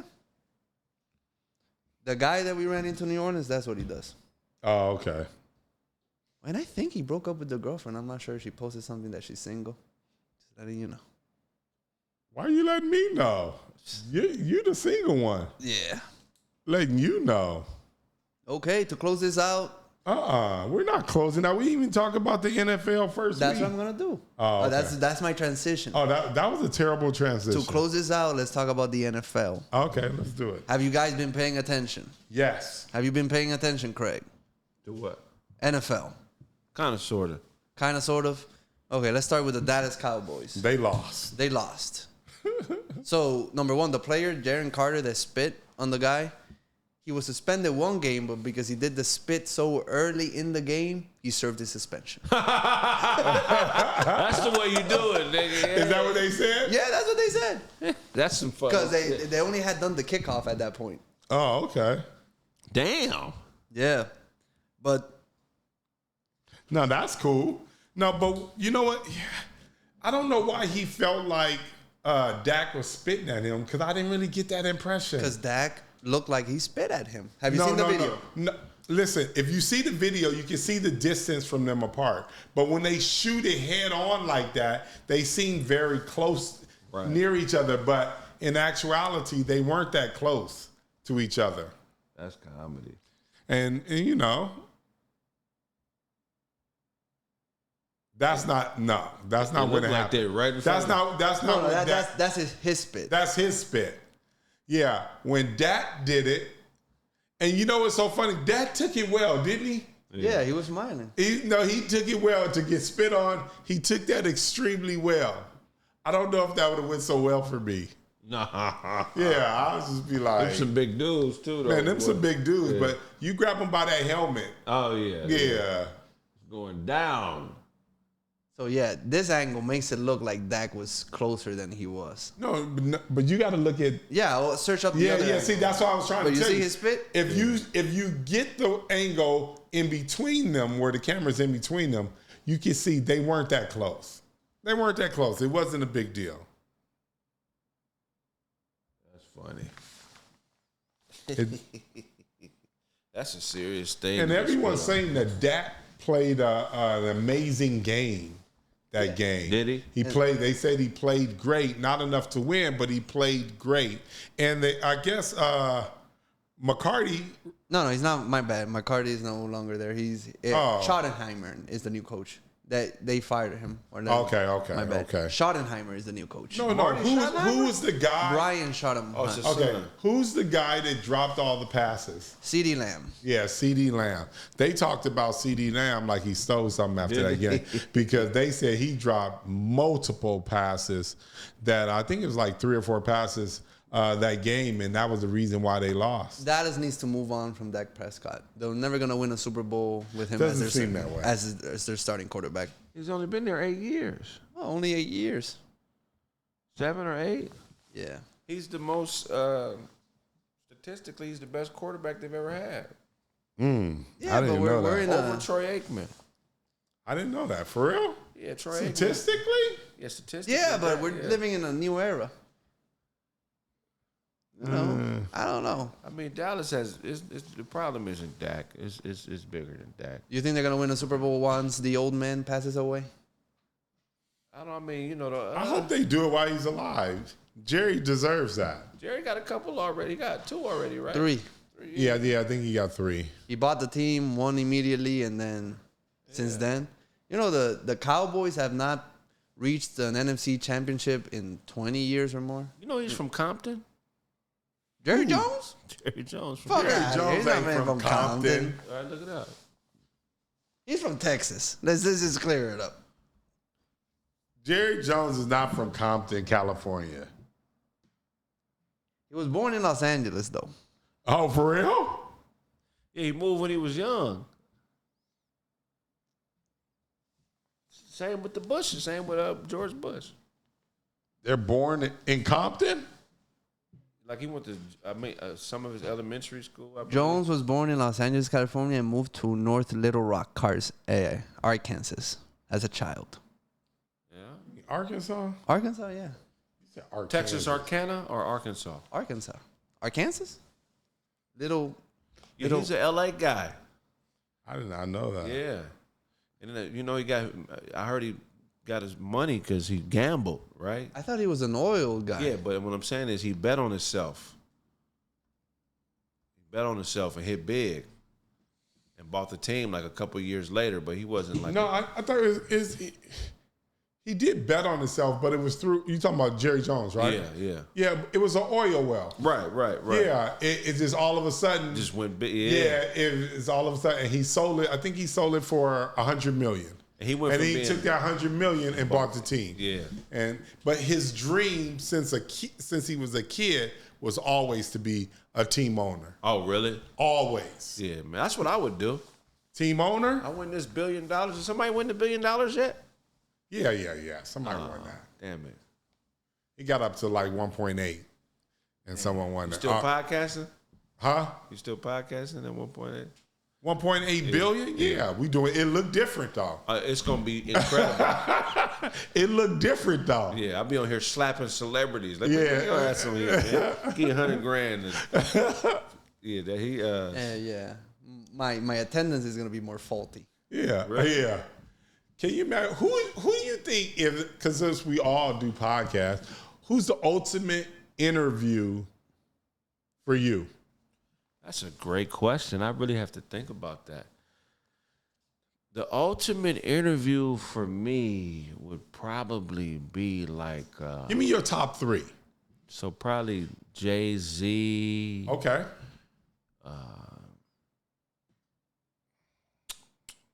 Warren Buffett. Okay.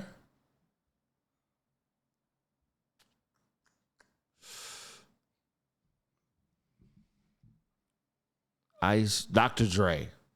Dr. Dre? That's just off the top. I know I could probably come better, but yeah. Alejandro. Chappelle. Okay. LeBron James. Okay. Michael Jordan. Yeah. Wow. I love the Michael Jordan one. I would definitely have to throw Obama in there. Yeah. I definitely got to sneak Obama in there. You gotta, you want to interview a mass killer. That's Obama for you. Oh, God. And then also I would probably want, like, I don't know, maybe Oprah, maybe, I don't know. Jay-Z's right there too, though. Yeah. For me, Jay-Z's right there. He's standing in the shadows like, pick me, AD.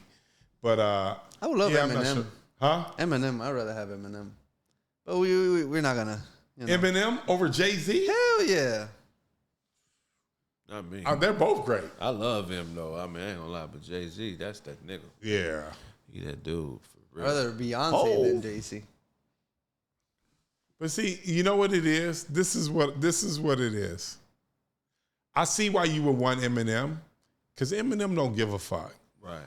And he gonna really speak his mind. Yeah. Now, certain people gonna follow the code and stay out of trouble. I would really want somebody to come in here and speak their mind and be honest. Yeah. And give it up. Yeah.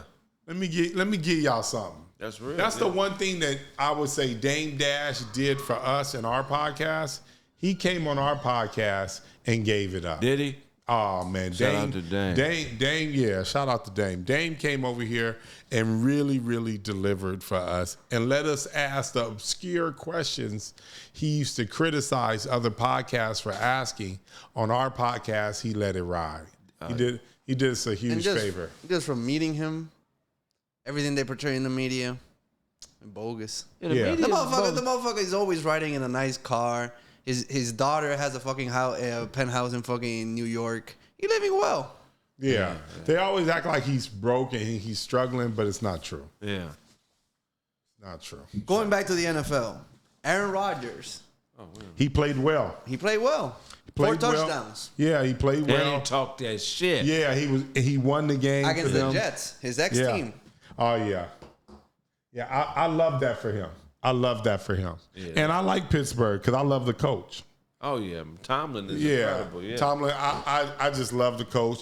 And the fact that coach, throughout all his, ups and downs, they've always made the playoffs. Yeah, No, not always made the playoffs. Not the playoffs. They've always had a winning record. Yeah. They've always had a winning record. Pittsburgh is a great organization. They understand that you got to stick with your leader. I think they've only had like 3 coaches or 4 coaches in their entire existence. For real? I didn't know that. Yeah. Yeah, that's smart. That's what the Dallas Cowboys should do. They won't stick with nobody.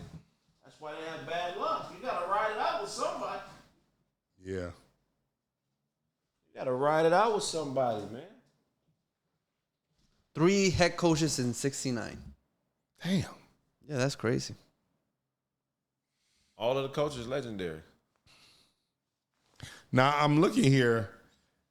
What happened in the Chiefs game? And I think Because they lost, and I was surprised. They lost to the Chargers, right? So the thing about it is, Mahomes has no help in my Travis Kelsey. He never has help, though. No. But now He hasn't had help since what's his name went to Miami. No. But Travis Kelsey was the top tight end. He's on a decline. I think the Taylor Swift, he's gonna retire in a year or two. Kelsey. Right. He has a billionaire girl. He's engaged to a billionaire. Yeah, he's out of there. He's going to make babies and be a house husband. Hey, listen, I ain't mad at him. Yeah, I ain't mad at him. he ain't going to be able to fuck her for long, though, because he was in that fire before. His ex is crazy. No, that's how I was trying to tell them. Yeah. I was like, that's a real huge jump in body types. Oh, my God. She is ridiculous. Yeah, it's a huge jump in body type. So I'm trying to figure out, did he like that body type? Yeah, or did not like that body type? You know where his heart is, but he got to get this paper. He doing the same thing to Taylor as the other woman was doing to him. Oh, that's true. Yeah. You know what I mean? That might be true. That's the same shit. The funniest clip is when she's doing a podcast and she's talking about like, he wanted me to go 50-50. And, she's talking about all that shit. And then it cuts to Mason saying like, oh, you wanted to 50-50 and now you got nothing. Right, exactly. Wait, the ex said that? Yeah. She was like, the ex. The ex was saying basically, and Cameron and Mace was watching the video of her basically say that, do I look like the kind of girl that would go 50-50? Oh, yeah, now you got nothing. And then Mace was just like, and they all kind of killed her and just be like, But you got nothing. Yeah, now you got nothing. And now he doesn't even have to go 50-50. Right. He's dating someone that can take care of everything. She lost. But I mean, that's basic gold diggery. Yeah. Basic. She doesn't I think that homegirl played it wrong because now she set herself up for predator-like people that's gonna come after her. Right. And when I mean by predator-like people, they just gonna come in there. They like, okay, she doesn't expect 50-50. I'm gonna use her up for a little bit and throw her away. And give her to the game. And give her to the game. And I just think she set herself up for that and say, hey, you know what?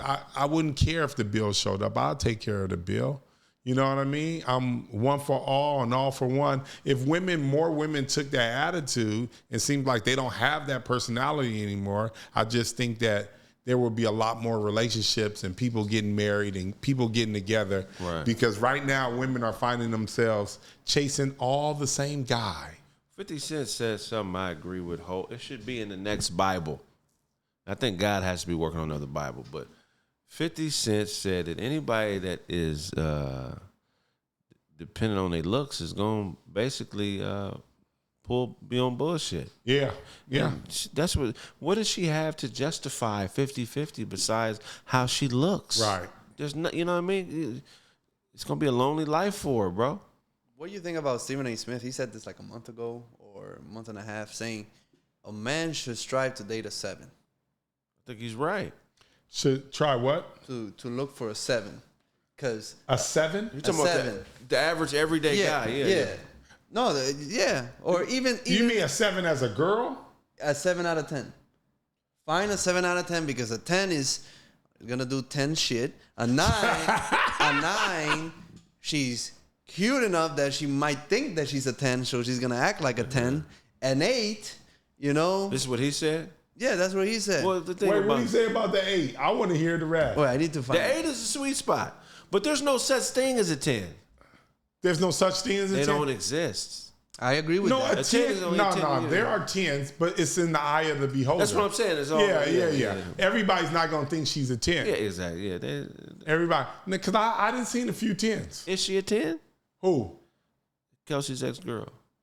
Not to me. Right. Not to me. I think she an 8.5 for me. Right.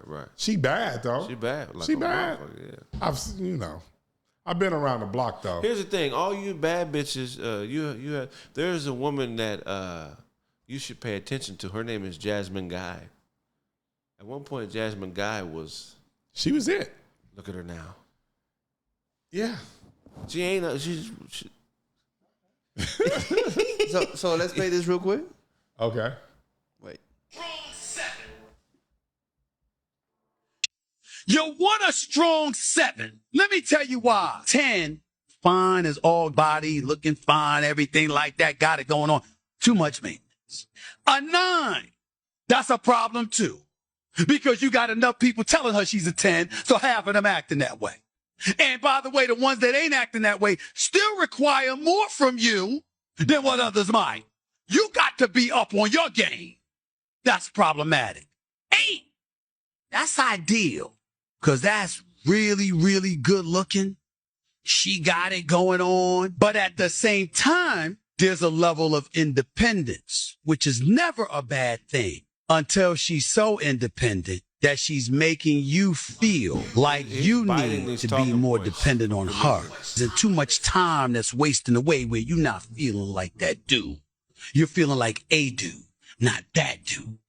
There's where the strong 7 comes in. She can compete with an 8, but her mentality is not that of an 8. So she's more appreciative of you wanting her. Therefore, she treats you like she wants you. As a result, y'all have some logic there. Let me tell y'all this. I done called Stephen A. Smith out a couple times. Yeah, Stephen A. be a couple philandering. Times. Yeah. And I can tell you right now, one of the places he goes a lot is Catch. I didn't see him at Catch at least 3 times. Right. At least 3 times. And he always got one with him. Yeah, he always got one with him. And his philosophy, he might be upholding that philosophy. I wouldn't say they were 7s, but they definitely weren't 10s. It's somewhere in between. And he usually does all right for himself. I mean, here's the thing. It's basic. This is basic rich nigga philosophy. It's not deep. You know what I mean? Because the difference between a 7 and an 8 is how they feel about themselves. It ain't about how they feel about you. A 7 might be an 8, but she's self-conscious because she got big-ass feet. You know what I like what he said about an 8? He said there is a level of independence. And what he means by is the 8 might still have a job. Right. And we are in LA, the 9 and the 10. Ain't no dimes working. Dime bitches don't do resumes, they don't do supervisors. These bitches are always at home or on vacation. And this is absolutely true. In LA, this is a real thing. 9s and 10s don't work. Yeah, they don't have no job. Hey, man. Once I moved to LA and, met the people I've met, every time I see like a hot girl on vacation, I'm like, come on, flip the camera. Show the dude. Yeah. Real shit, though. Show your panties that you just took off after he fucked you. There you go. Let's see what's in those panties. No, but it's a good. It works for him. Stephen A. knows what he's talking about. Yeah, Stephen A. I always catch him out. But I think he has so much money now that he probably thinks he's a cute nigga now. No, I don't think he does. No. Have you seen him walk into a basketball court? He thinks he's him. He thinks he's a nice looking dude. He thinks it's him. Yeah, Stephen thinks he's. Listen. I think when you make $20 million a year, you can walk like that. I agree. And I don't think there's anything wrong with him walking like that. This man has probably come from the bottom. What does he rate himself though? Oh, you rate yourself? I mean, a nigga talk about what a woman is, but what are you? Be honest about it. I don't think real men rate themselves. They don't care. To me, it's about what you can acquire, not where you are, not who you are. There's different categories. Let's say you're broke, but you can give that dick. You're up there. This is a strange conversation. I'm just saying. You can give that dick. We're all giving bitches dick. Yeah. But you're not that dick. Look, hey, man. Everybody rallies behind what they can give. Yeah. Some niggas don't have to talk women. I'm gonna stop saying the word "b." Some men don't have to talk women into doing what they want. They just bow to the You know what I mean? So that's a mentality that most guys will never understand. It's like, I don't have to prove nothing to this chick. Right. She knows what it is. Right. Everybody has their secret, sauces of, keeping them. I can cook. That helps me. That's the go-to? No, that's not the go-to. You got a lasagna at the house? A dime won't appreciate that. No, she won't. Not for long term. Wait, not ever. She's like, we not going out. We not going to catch. We not going to catch. The hell? Mastro's around the corner. I have to bring in take them out to an outside restaurant. He's like, oh, by the way, I brought this from home. You want to? You get there early and put the food you cooked on the plate. Oh man! I'm only paying for the water and the bread. That's some funny stuff right there. Hey man, the cooking. So when do you break out the cooking? What date is it? Day 3, day 2, day 1? Actually, I did mention the cooking, but that's once they're in the nest. Oh, that's once they're in the nest. One in the nest is like, it's like, and I cook for you. Well, why would we have to go out? I got you. Trying to smash, trying to slow down that metabolism so she can't fight back. That's crazy, man. I agree with Stephen A, man. Shout out to Stephen A. A lot of people have negative things to say. I like Stephen A. Yeah, I like him. He say some, sometimes he say some bull, but most of the time he on point. Oh, so when are we gonna return back on the stage and roasting people? I don't know, man. I'm trying to shoot this comedy special, so I've been focused on rewriting jokes and performing here and there. Really soon. So you practicing right now? Yeah, I'm just trying to. Wait, when you practicing? I want to come. Oh yeah, I'll let you know next time I get up. Yeah, I want to hitting go. little spots. Because I was there when you did the last one, but you was just up there messing around. Yeah. You was up there messing around. You definitely have the audience, so you just tour United States. Oh yeah, no, I did a couple by myself. I just gotta find a tour manager because I'm so used to doing shit by myself. I'd be forgetting that I could just probably have somebody route a tour for me, you know. Or do they charge you for that? Is that how that goes? Well, it depends. If you would, it depends. So sometimes they do a percentage. Okay. Yeah, but it's not. I just got. I got to do it. Yeah. Coming soon. But Black Underwear is the name of the album. The shit you can't see. Oh wait a minute. Oh, you got a new album coming out. Well, yeah, I'm gonna shoot it. The live album, Black Underwear, the shit you can't see. That's hilarious. Yeah. So that shit is hilarious. Yep. Any features?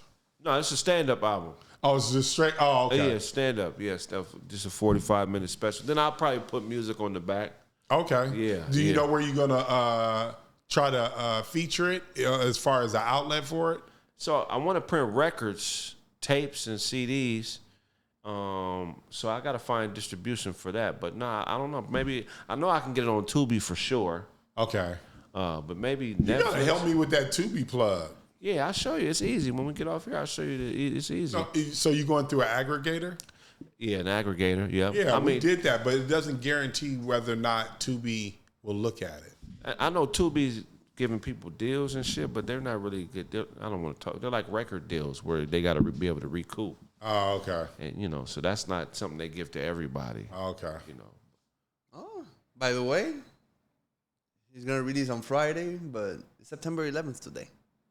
Oh. Yeah. I was in college hooping when this shit happened. Yeah. I remember we were at practice and we went on a break and everybody thought we were at war. I remember it was just somber. Niggas was just talking because remember Aaliyah died like a couple weeks before. Okay. Yeah, so that we stopped talking about Aaliyah. Everybody was focused on that.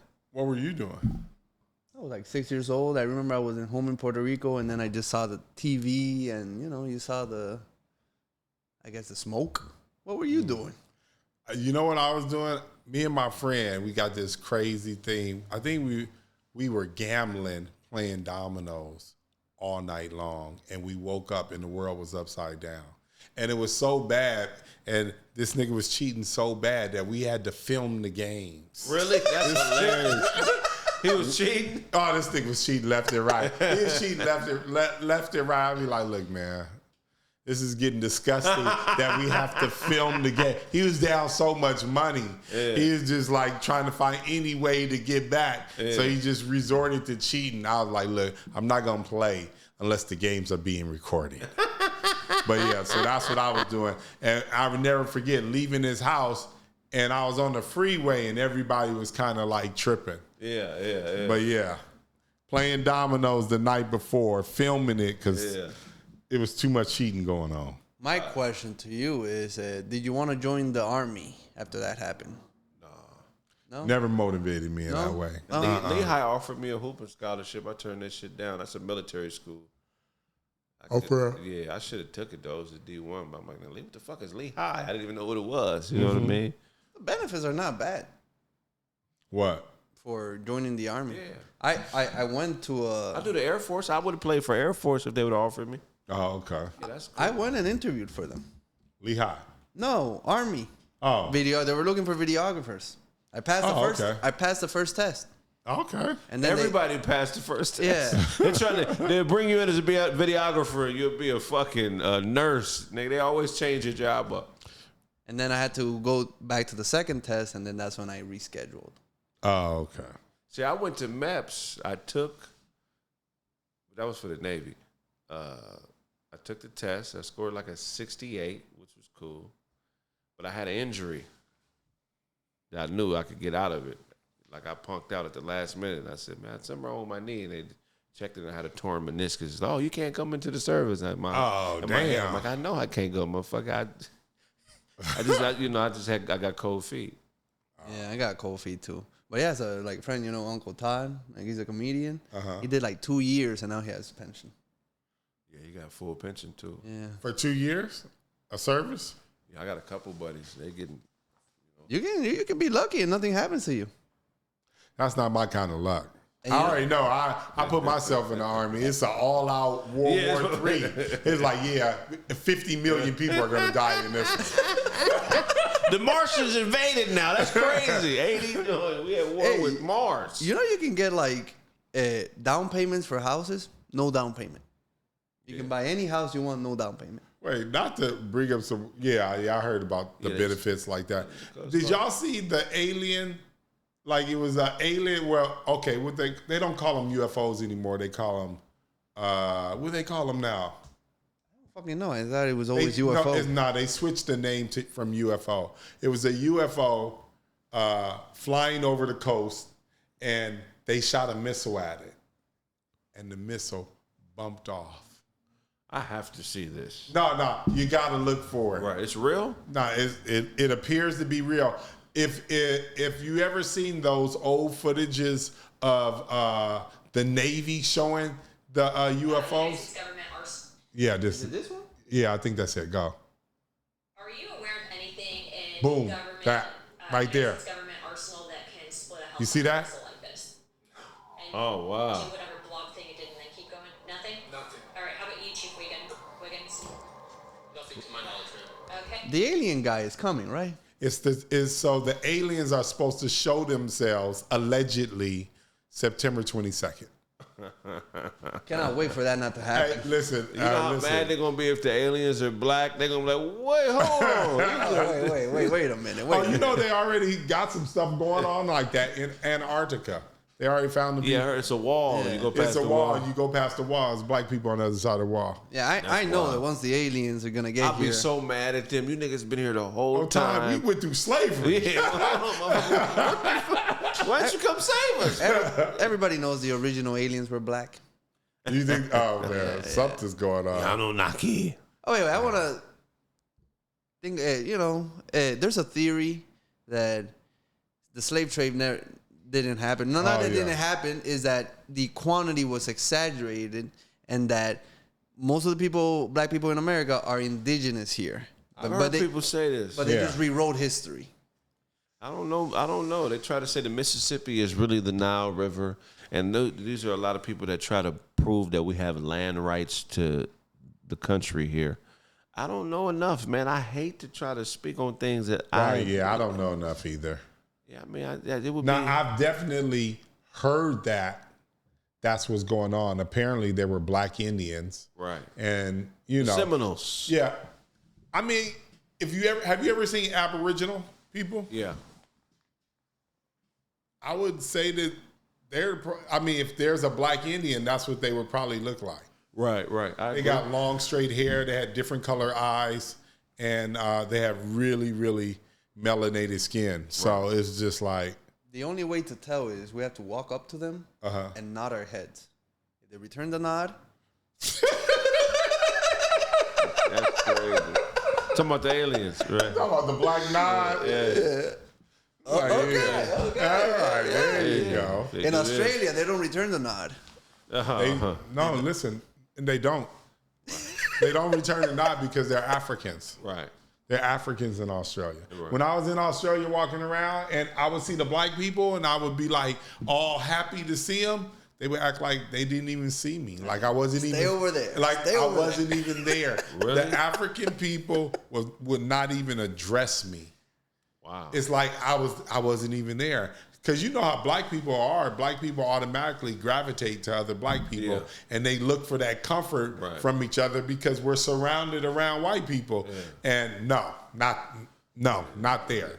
That's some wild stuff. Not there. So then when I would always hear the notion like, African people don't necessarily like Americans, I found that to be true in Australia. In America, I think it's a little different. Right. We're a little bit more friendly to one another, but in Australia, it's true.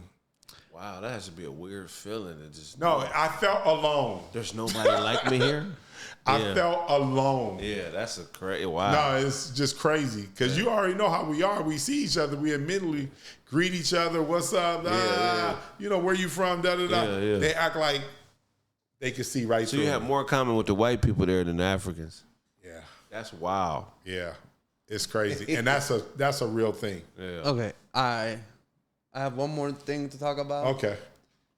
You saw the law they passed in California that basically, or like, ICE can do stops and frisks. That sounds terrible. Man. Yeah, my mom is telling me to walk around with my passport. Wow. If we're traveling somewhere and they frisk you, God damn, why y'all I'm laughing my ass off. Hey man, that shit, it sounds terrible. Listen, that whole thing is getting out of control. I just want to let black people know, don't go for this one. Right. Because we're next. Oh yeah. Don't think, nah, they're not gonna do it to me. Yeah, they are. So we need to protect our brown brothers and sisters. Yeah, the Supreme Court erased that up, so now they can ICE can do more shit to people. That's just disgusting. So if you don't see me in a few weeks, it's because of that, no other reason. All right. Wow. Okay, there's another episode. Do you think we kept it real? God. We always keep it real. Real, yeah, we kept it real. God. There you go. There we go.